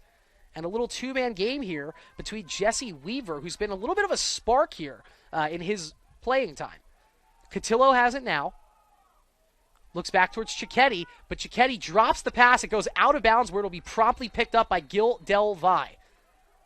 Gil with a head full of steam, swings it over to Patrick Carey. Carey rumbling on into the offensive zone, gives it back to Luke Murphy, to Del Valle. Gil walks into one, fires. It's saved by Grove, but it's picked up by Jacob Banks. Johnny on the spot to put it right on past Brendan Grove. He's been standing on his head, but for the third time, he's allowed a juicy rebound that has been deposited into the back of the net, and quickly, that 2-goal streak is halted for the Wolves. It's Banks' second of the afternoon, and goal number 20 of the season. Take a bow, Jacob Banks. Jacob's only played in 11 of the Beacons' now 14 games on the season, and he's still up to the 20-goal mark. That's big. Beacons back up 7. It's 16-9. Faceoff is won by Rusak Baker, really stepping up his game in the faceoff circle here in the third quarter. As Nate Caldwell looks to dodge through the Beacons defense. There's a lot of open space there. The ball is dropped by Benjamin Hawthorne, and then it's picked up on the play by Patrick Carey. Wow, Patrick Carey looking phenomenal this afternoon, along with that man, Justin McCullough, both of them anchoring the back end. McCullough's going to take it to the timeline himself. No one there to cut him off, and so now he looks back towards the Beacons sideline. What should I do? Give it to Gil Del Valle. He knows what to do with it, and now the midfield attack underway here as Donovan Przinski takes the pass from Gil Del Valle. Przinski and Chapman back in the attacking midfield now, with Claflin, Banks, and Admiran circling the net. Zach Mann joins the fun here. He gives it to Charlie Chapman. Chapman working on Weaver. Chapman winds, fires. That hits somebody in front of the net as this ball is scattering. And no, it's actually just scooped up on the play by Ryan Kinsley. He's fighting for it near the sideline, and it's going to be an infraction against the Beacons, so WestCon gets it before going out of bounds, and they will get to keep possession. You're just tuning in, you've missed a lot. Beacons were leading 16-9. 16 goals on a team that only allowed double-digit scoring once on the season. They've already eclipsed the high water mark in terms of allowed goals, although Benjamin Hawthorne, wow, he just turned it over. I thought he had that pass. Instead, he's pickpocketed by Michael Claflin. And here comes Claflin right across the center line here. Beacons with numbers if they want it, But there's absolutely no hurry, and you can see Claflin knows that. He'll circle it all the way back as everybody hustling in to get their substitutes in. Claflin walks it back to the corner, hands it off to Joe Myers, and now it's Joe Myers and Chad Kidd operating a two-man game on the midfield for the Beaks. Myers dodging in. He's going to get an alley to let one rip, and he scores. Beautiful job, and Joe Myers flexes the muscle as he adds to the tally. He wins his one-on-one mark against Lawrence Burns. It just kind of opened an angle that he was able to go low and beat Brendan Grove for the 17th time today. It is a Beacons goal, and with 2.5 minutes left in the third quarter, Joe Myers giving the Beacons their largest lead of the contest. They are up 8. It is 17-9. Going to get a quick tally on that. The 7th goal of the season for Joe. Nice to see a lot of midfielders getting into the scoring action here. Dobrzinski loses his helmet, so that will be in a fraction on him. Unfortunate the way that works. Wasn't his fault that he lost his helmet there, but he has to come off. And Westcon trying to just salvage some points here in this game, as this is quickly turning into a rather one-sided affair. Sweeney and Baudo at the top of the midfield for Westcon.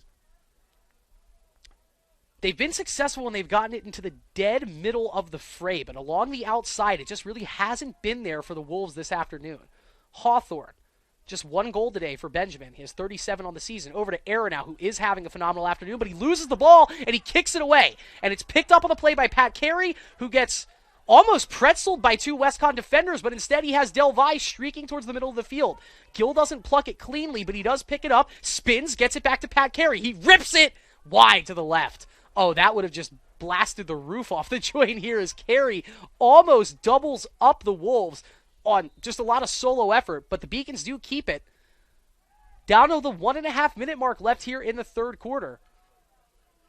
Beacons taking their time, but not slowing down with the veracity of the attack. Myers just scored, celebrated it with a nice little flex. Taking on Mitchell. Feels the shove from Mitchell. It doesn't knock him off his block. Now he's working on Santoema. Gets past him. Goes with the low shot. It hits the post. Oh, that was almost the 2nd goal in a row for Joe Myers. He got it past Grove, but it hits the post. And probably in a bit of a minute of frustration there, is going to get the angry retaliation foul. Believe that's going to be a full minute. There's 1:06 left in the third quarter, and so the Wolves are going to have a man-up opportunity here for basically the duration of this third quarter. Myers commits the foul. He takes the knee in the sin bin. This is the 8th penalty committed by the Beacons. It is the 8th man-up opportunity for Westcon. Luckily for UMass Boston, Westcon just 1 of 7 across those 7 man-up opportunities. They've only capitalized once. You don't get numbers like that all that often. Let's see if the Beaks can answer the bell once again. Jack Cotillo into the middle. Hawthorne thought about it. Instead, they circle it back out to Cotillo, who will rip, and he has been money from that spot on the right slot all evening. He scores for the 4th time. So if there's one bright spot for Westcon, it has to be the play of number 0, the junior midfielder out of Kings Park, New York, Jack Cotillo. Just 51 seconds left in the third quarter, and he scores his 4th goal of the afternoon. And for Jack, his 17th goal of the season. Was 5th on the team in goal scoring and total points, but really leaving his mark on the contest here at Cotter Field. Another faceoff win for Rusak Baker. He's looked good in the faceoff circle this third quarter. He couldn't have looked worse in the second quarter. But another timely win here, as Westcon definitely has that advantage in this third quarter, and it is a man-up goal for Jack Cotillo. So Westcon now 2 of 8 in their differential opportunities today. Matt Sweeney looking back to Trey Aronow. Aronow with a head fake. Can't get past Matt Palin. Great man-up defense. And a better save by Christian Meinhold as Aronow, a little bit of a forced job there. Shot goes right into the stick of Meinhold. Here comes Matt Palin.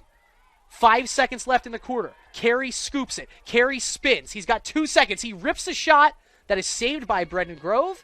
And that will do it for a wild third quarter of action. We've played 45 minutes of lacrosse, just 15 minutes, keeping the Beacons from first place in the LEC. We'll take a quick break, and when we come right back, quarter number 4, after 3, your score. Kind of reading like a football score. The UMass Boston Beacons 17, the Western Connecticut Wolves 10. Fourth quarter after this, coming up on the Beacon Broadcast Network.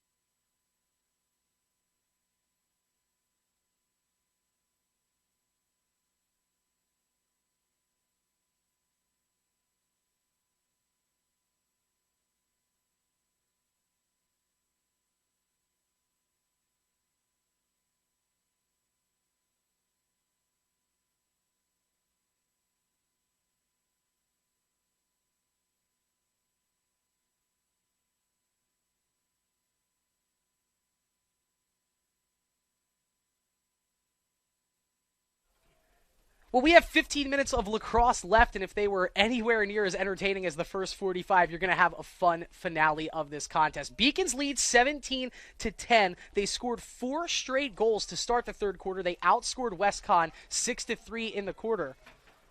But the face-off won by the Wolves here really have to mount up some goals on the attack quick to keep themselves in this contest. Spinning deep in the corner is Benjamin Hawthorne. Doesn't have much there. Looks back in the direction of Ryan Baudo, who almost lost it. He heard the footsteps of Gil Delvalle on defense. He's able to pass it over to Jack Cotillo, the man of the hour for WestCon, with 4 goals this afternoon.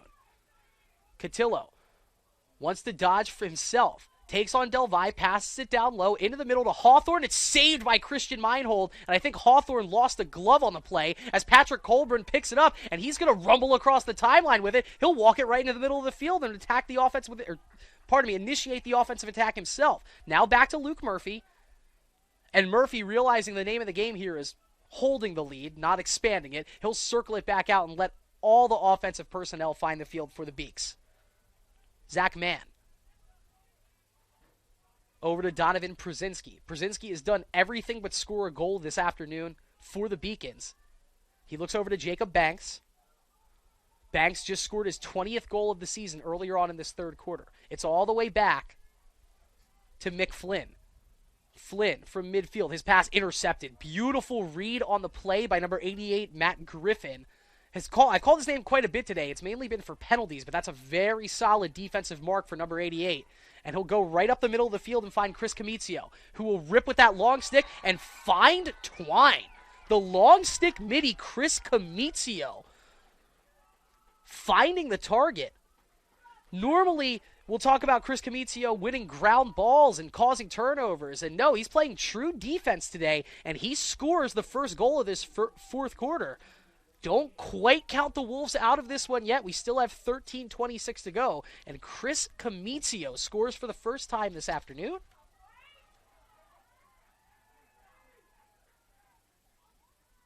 And just the second time this season.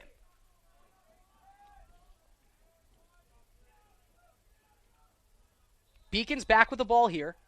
Behind the net is Gavin Admirand. Beacon still holding a 6-goal lead. WestCon has scored 3 of the last 5 goals in this contest, though. Chapman and Fahey, back and forth. Chapman wins, spins, then he gets cut off on the play. Had the first win, but when he spun it back, it gave his defender an opportunity to angle himself back. So it's Przinski now. It's from the spot where you'll find Derek Fahey do a lot of damage. Przinski floats a pass through to Claflin, and Claflin goes low to high. Another beautiful assist for Donovan Przinski. He's yet to score, but already 3 beautiful assists in this contest, and Michael Claflin has himself a hat trick. And now we're on 40-goal watch because Michael Claflin, that was goal number 39 of the season. 12:47 left to go in this contest. Beaks back up 7. It is 18-11. Michael Claflin, the second Beacon, with a hat trick, joining who else? Gavin Admirand. And now the two-man race is really heating up as Claflin, 39 goals on the season. That one kicked forward by McNeely. He takes a chop at it, and he gets the ball. No, he didn't. He lost it afterwards. I thought that he won that in the face of Chris Comizio. But instead, the goal scorer for WestCon takes it across the timeline and gets it to Julian Duque. Duque, a true freshman, scored 56 times this season coming into action tonight. Just one so far for the true freshman lefty sniper. Trey Aronow, he's had a nice afternoon on the attack. Now back in the midfield for the Wolves. Switches to his left hand here. He'll hand it off to Ryan Baudo. Baudo, that looked to be a pass. Instead, they're going to call it a shot. Closest man to it is Hawthorne. So Benjamin going to walk it back into action here for the Wolves. Matt Sweeney has it. Spinning on Patrick Carey, who's had a phenomenal night on the defensive end. Cuts him off all the way back to the true central midfield spot. Trey Aronow, nowhere to go with it.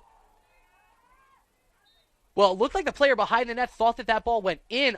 It got past Meinhold, but I believe it hits off the crossbar. So Beacons get to catch a break there as that hits the underside of the crossbar. It's no goal. WestCon right back at it. Hawthorne towards the top of the key. That pass not handled cleanly. It's trickling towards the center line, and it's taken across the center line. So it's picked up by Murphy. Here comes Luke. Slide past to Claflin. Claflin trips. He regains possession. Got to make sure Mike's okay there. He's able to run that one off. Loose ball, but it's picked up by Murphy. Everybody can take a deep breath. Claflin looks down at his feet, maybe ever so slightly favoring that left leg, but he'll cradle the ball on the stick right-handed. Winds some time off the clock. We're 4 minutes into this fourth and final quarter. 1 goal for WestCon, 1 goal for the Beaks. Beacons cruising up 18-11 right now. Claflin finally rolls it across the field to Dara Fahey. Fahey, 1 goal today. Hasn't had to do all that much. Now we'll get to dance a little bit. Dodge in. Fakes the pass. Now gives it to Gavin Admiran. Admiran will slide it back up to the middle of the field to Charlie Chapman. Chapman comes center. Can't beat his man on the dodge. And he won't spin. Instead, he'll walk it behind the net. Vying for the wraparound shot, and he gets it. Charlie Chapman, do it yourself with a swim move celebration. He knew that he wanted to get that shot on net, and then he just basically ran himself into position to get the wraparound shot on target. Chapman scores, and that is another hat trick, the third Beacon to record a hat trick this afternoon. Charlie's 17th goal of the season, and the Beacons are back up 8. It is 19-11 with 10.5 minutes left to go in this contest. Been really pleasant to see. I'm not quite sure if the coaching staff knew what they were going to have with Charlie Chapman this season. Single-digit goals last year, already 17 this season, and just a gem of an attacking option from deep in the midfield. Duque can't field the ball cleanly. Now everybody taking a tumble. Rusak Baker loses it. He gets bowled over on the play, and so Duque can pick it up, but Rusak Baker is hurt. And so Duque had that man-up opportunity there. They're going to blow the play dead. You can hear that the WestCon fans are not happy because Duque had a clean lane to the net. Rusak Baker is going to be okay, I believe. He's making his way off the field now. That will be a penalty against the Beacons. Good news is, though, for the Beaks, WestCon has only scored on 2 of their 8 man-up opportunities. So it's going to be Duque having to walk it in from the spot where that foul occurred. He gives it back to Jack Cotillo, who will go right back to Julian Duque. This is a little bit further out from his normal operating space. You see Duque on the slots, but a little bit closer to the net. Cotillo, over to Julian. Into the middle. Nice pass for Duque. Back out to Aronow. Duque winds, fires, and gets it from long distance. He starts high, beats Christian Meinhold low. Once again, you mentioned you can't keep a good man down. You got to come to expect this. A young man who's scored now 58 goals on the season. He scores for the second time this afternoon. And WestCon back to within 7. It's 19-12.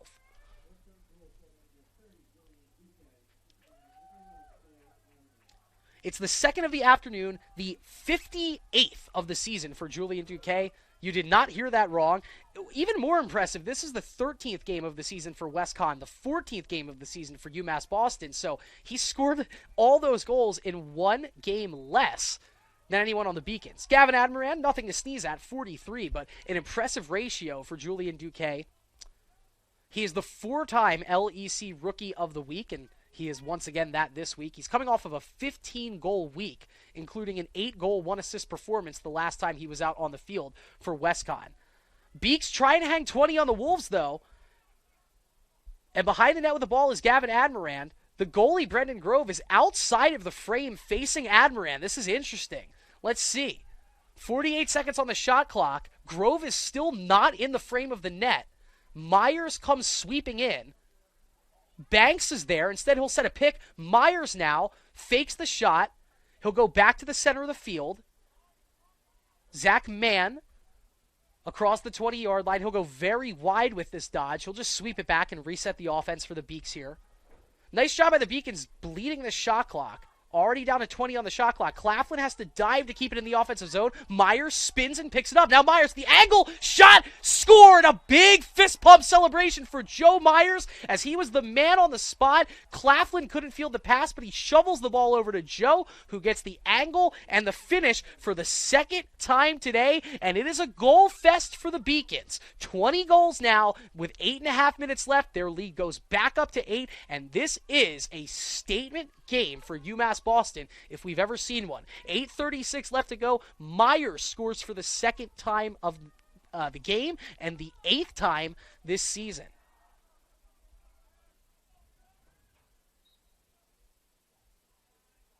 Another face-off win for Jason McNeely as Rusak Baker just throwing his body around. He's left it on the line today at Cotter Field. There's a lot of Rusak Baker's skin is going to be on the turf here at Cotter Field. Thought about the shot on that was number 33, Jason McNeely. We've already seen him score once today. He thinks better of it. Beacons wisely bleeding some clock here. Luke Murphy was a big player in the first and second quarter for the Beaks. He has 2 goals this afternoon. Instead, he hands the ball off to Dara Fahey and will let number 55 go to work. Fahey around Nate Caldwell. Nate's had a very solid game in the defensive midfield for WestCon. Now he'll get a chance to try and stop Colin Ford. Can't do it. Ford gets around him, but then Caldwell does force possession free from Ford. It rolls out of his stick and out of bounds. So Nate Caldwell doing everything asked of him. True freshman out of Cranford, New Jersey. Came into the season expecting to play attack. Since been moved to defense, and he's started almost every game this season. It's always a nice luxury having a player that can do both. We have a new goalie in the game, and he's now doing some ball handling. Seth Hurt has joined the action, and he turns it over, and now the net's wide open. Jacob Banks, with a wide open net, gets a hat trick.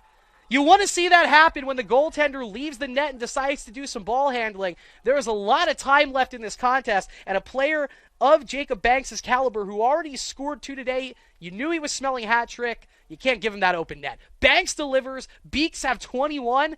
Let the good times roll. Offense is still going here. It's still humming. The Beacons are still going to keep their best foot forward. That is the 21st goal of the afternoon for the Beaks, the 3rd for Jacob Banks, and it's his 21st goal of the season.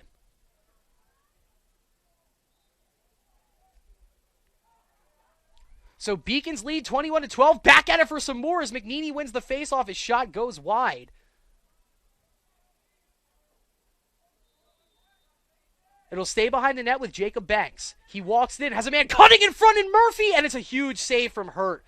Wow, Murphy almost got himself a hat trick, but it looks like the ball once again going to be thrown away into midfield and cleaned up by Justin McCullough. He's having a phenomenal game as number 26 as he gets it in. Beacon's not going to waste any time. They'll stay on the attack here. Ooh, that looks like Murphy took a stick to the face. He loses the ball at midfield. Comes up slowly now, retreating in defense as Lawrence Burns holding it at midfield for the Wolves before handing it off to Steven Cicchetti. Cicchetti gave it off to Benjamin Hawthorne. Hawthorne reverses course and gets it to Jesse Weaver. Around the perimeter they go. WestCon, 12 goals. The Beaks with 21. Make it 13. Nice tally there from the far side of the field. Can't quite tell who the number is on that jersey. It might be 11. And it is. That's number 11, Ryan Baudo, his 2nd goal of the afternoon. And it gets the Wolves back to within 8. It's Beacons 21, WestCon 13.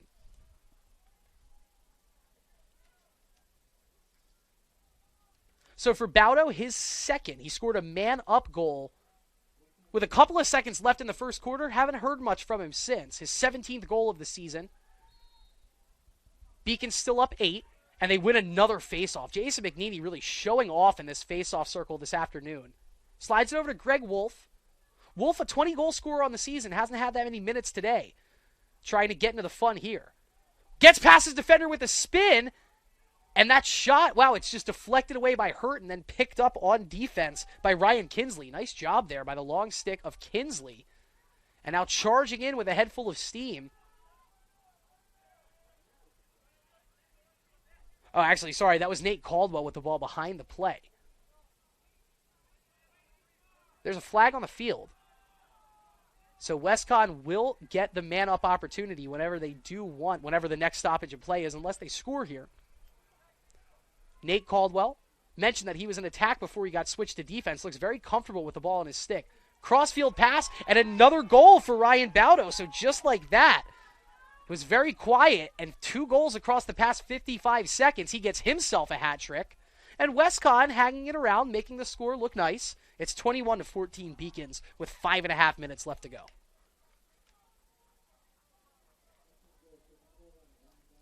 Running out of space here on this piece of paper that I'm keeping track of the scoring summary on. Baudo scores his 3rd, his 18th of the season. If you're just tuning in, Beacons are leading 21-14. Both teams with 11 wins. WestCon 11-1, UMass Boston 11-2. Both teams undefeated in the LEC. The Beaks 5-0, the Wolves 4-0. So whoever wins this game is going to be in sole possession of first place in the LEC. And if you're just tuning in now, one of the big pregame points of emphasis that we were talking about is the stout, stalwart defense of WestCon. The most goals they allowed in a contest coming into action was 14. They averaged 6.8 goals allowed per contest. So the simple rule that we came up with was, hey, if the Beaks get into double digits, they're probably going to win. Well, not only are they in double digits, they have eclipsed the 20-goal mark. They're sitting on 21. WestCon keeping it interesting, not necessarily keeping it close, but this is quite a statement for the Beacons. Back-to-back games, they fought tooth and nail with Keene State. That was a game where both teams were just kind of reading each other and letting the game go through, and it was every goal was fought for, was tight, was hard to come by. Beacons won that 14-13. Now UMass Boston letting their hair down a little bit, if you will, and having some fun. Face-off infraction committed by the Beacons here, so it'll get scooped up by Chris Comizio, who has a goal this afternoon. He'll sling it over to Ryan Baudo, who's all of a sudden come alive here in the fourth quarter, and he beats his mark, gets it on Meinhold. He gets dispossessed by Luke Murphy at the last second. Meinhold covers the ball, and there's going to be a very, very late whistle, which unfortunately is going to keep the ball in the Beacon zone under Wolves' possession. They already made the stop, and then it looked to be, I think maybe on Meinhold is who that call will go against. Ryan Baudo, the freshman out of Seaford, New York. He's scored twice in the past minute. He has it here. Now he gives it off to Benjamin Hawthorne. Hawthorne, just like Julian Duque, fairly quiet from what we expected. Jack Cotillo, he's got 4 goals this afternoon. Draws a flag. Shooting for the 5th. He misses wide, but once again, flag against the Beacons. Ball will stay in the Wolves' zone. Delvi coming off. I'm not sure if he's the guilty party on that play. We'll see. Whoever it was, somebody committed a foul for the Beacons, and it will be the 9th man-up opportunity for WestCon. So this game, by no means the crispest, by no means the cleanest, but the Beacons are up by 7. Murphy the foul for interference. So just 30 seconds with a man up here for WestCon. Around the perimeter, they give it to Jack Cotillo. Spinning shot attempt there is blocked away, and it's picked up by Patrick Carey, who gets it over to Matt Palin. Palin handing it off to Fahey. Under the 4.5-minute mark now, so everybody just winding it back as the Beacons bringing their offensive personnel onto the field. Joe Myers, 2 second-half goals. He has it cradled in his stick for handling it off to Charlie Chapman, who shovels it over to Chad Kidd. Chapman with a hat trick. Myers and Kidd hat trick watch. They both have 2 goals this contest. Let's see what the play is. Charlie Chapman dodging in, takes the wide angle, goes behind the net to Donovan Przinski. Przinski feels the contact, doesn't knock him off his block. Beacon's winding the clock down now, still 33 on the shot clock. Chapman, they give him the left side. He usually goes right-handed with everything. Instead, he fakes the pass to Myers. Now reverses course. Now spins, one-on-one matchup, and it goes off the side of the net. Beautiful save on the play by Seth Hurt,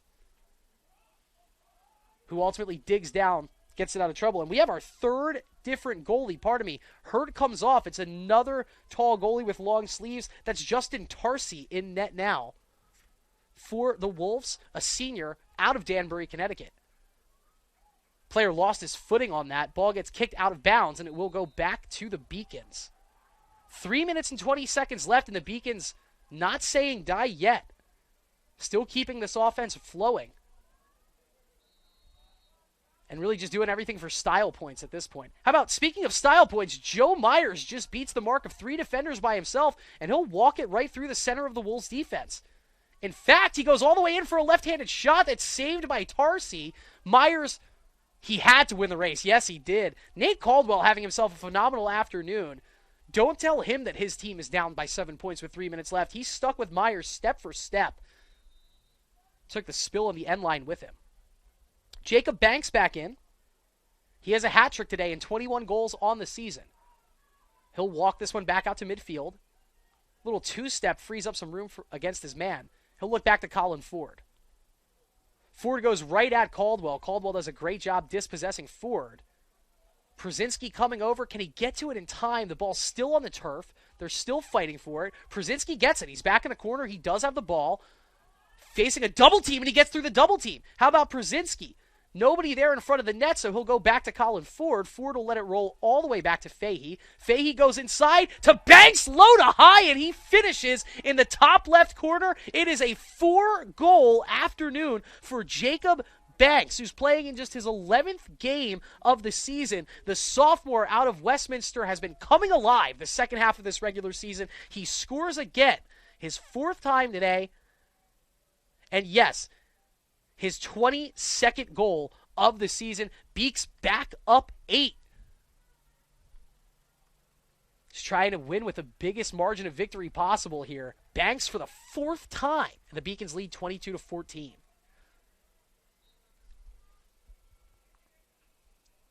Rusak Baker looked like to have won that faceoff. Instead, he gets dispossessed. Murphy picks it up, and Murphy gets slammed to the turf, so that will be Beacon's ball off the faceoff win. The WestCon fan contingent, no one's gone anywhere. They've stayed. They've been loud here, and they've seen their Wolves put up a valiant effort, but going to be just the 2nd loss of the season for WestCon. With the loss, they will move to 11-2 and 4-1 in the LEC, and the Beacons are about to be 12-2 and 6-0 in the LEC, as that one off the post. Shot was ripped by Liam Bowler vying for a goal there, and he just misses it. It actually hit the outside of the right post. He had the goalie beat, but couldn't capitalize. Beaks still with it here as the shot clock will provide for probably 2 more offensive possessions in this contest. Chapman. Wow, another goal. Is that Banks again? Yes, it is. Jacob Banks. How about 5? 1, 2, 3, 4. Not good enough. Give me 5 goals this afternoon. A very nice assist from Charlie Chapman. Everyone getting involved in every facet. And the Beacons have now hit the Jordan number. 23 goals to the Wolves' 14. Jacob Banks having a night to remember. He scored the very first Beacons goal today. 3 minutes into the contest, that tied the game at 1 apiece. He now has 5 and 23 on the season.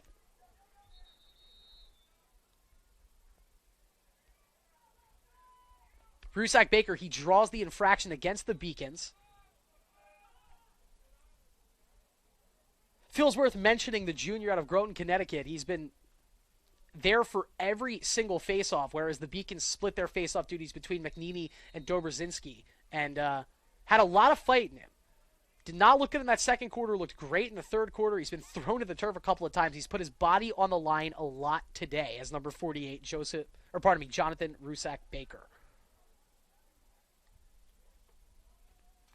It's our first look at Owen Gallagher in a long time. He has it behind the net right now. Trying to get that angle shot. Instead, he'll go back in the direction of Shane McGonigal. Here comes Chad Kidd. He has 2 goals this afternoon. Max Ranta going to run it in on the attack. He gets a push from behind, keeps his footing. It will draw the flag. So Ranta draws the flag. Beacons, I think, are trying to maybe score a 24th goal here and get themselves a 10-goal conference win. Can't say, don't mind that approach at all. Spinning back along the perimeter is McGonigal. He gets dispossessed, but there was that flag on the field. And so making that long walk off is Jesse Weaver. And his penalty will put the Beacons a man up for the final 34.3 seconds of this contest. Just 2 man-up goals scored by the Beacons, 2 scored by the Wolves. This would be, what has already been a game full of nice cherries on top. A great opportunity for one final exclamation point. Bowler. Down low they go. Gallagher. Back to Flynn. We've seen Flynn scored a couple times this season already. To Bowler, to Flynn, rips it and misses wide to the left. Closest man there is Gallagher.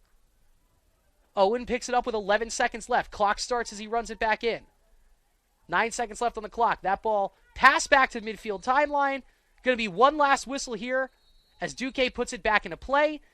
His pass goes to Sweeney. Sweeney might have one more chance for a shot on goal. Nope, his pass goes out of bounds. And that will do it. The horn sounds. The Beacons bring the intensity for 60 minutes, and they take a stranglehold of first place in the LEC. We have gone final at James Conner Field, and the score, your UMass Boston Beacons 23, the Western Connecticut Wolves 14. We'll take a very quick break and come right back with a game wrap-up after this.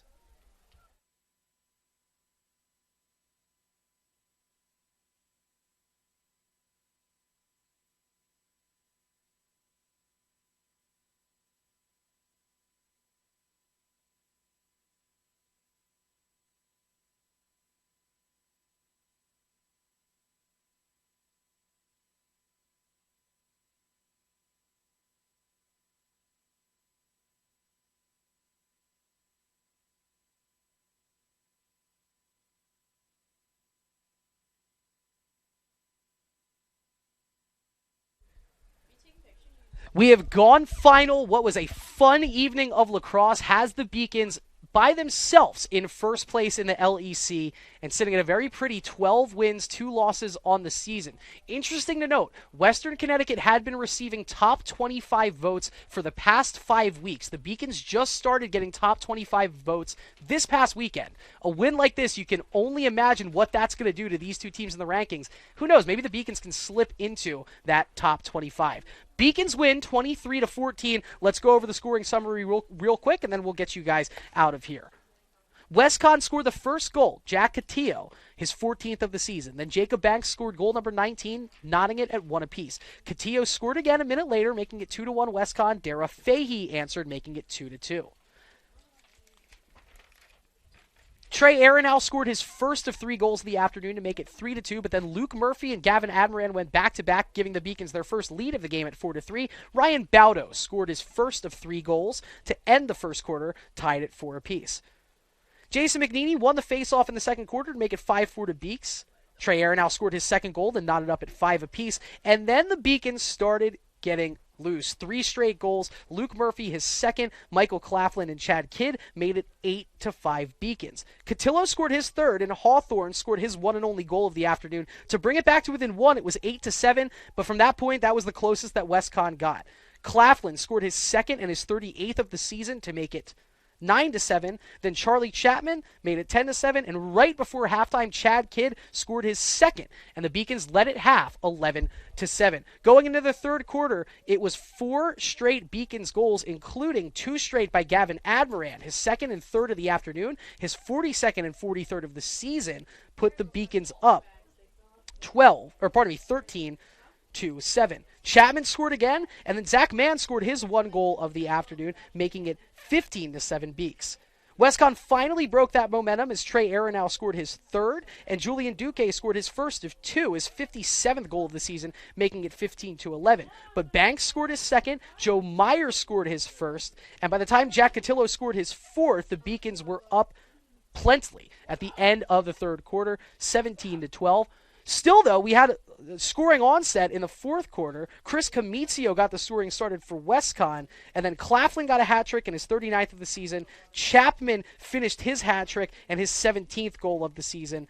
Duque scored, Joe Meyer scored his second, Banks scores his third, two from Ryan Baudo, and then the fourth and fifth, the 22nd and 23rd of the season for Jacob Banks. And that is how your UMass Boston Beacons moved to 12-2 on the season, winning 23-14. For our production crew, our producer, Mary Jo Murphy, our camera operators, Paige Liviere and Liz Cramp, I am Chris Del Sordo. Thank you so much for spending your Wednesday night with us. We will do it again soon. Have a great rest of your night, and roll Beaks.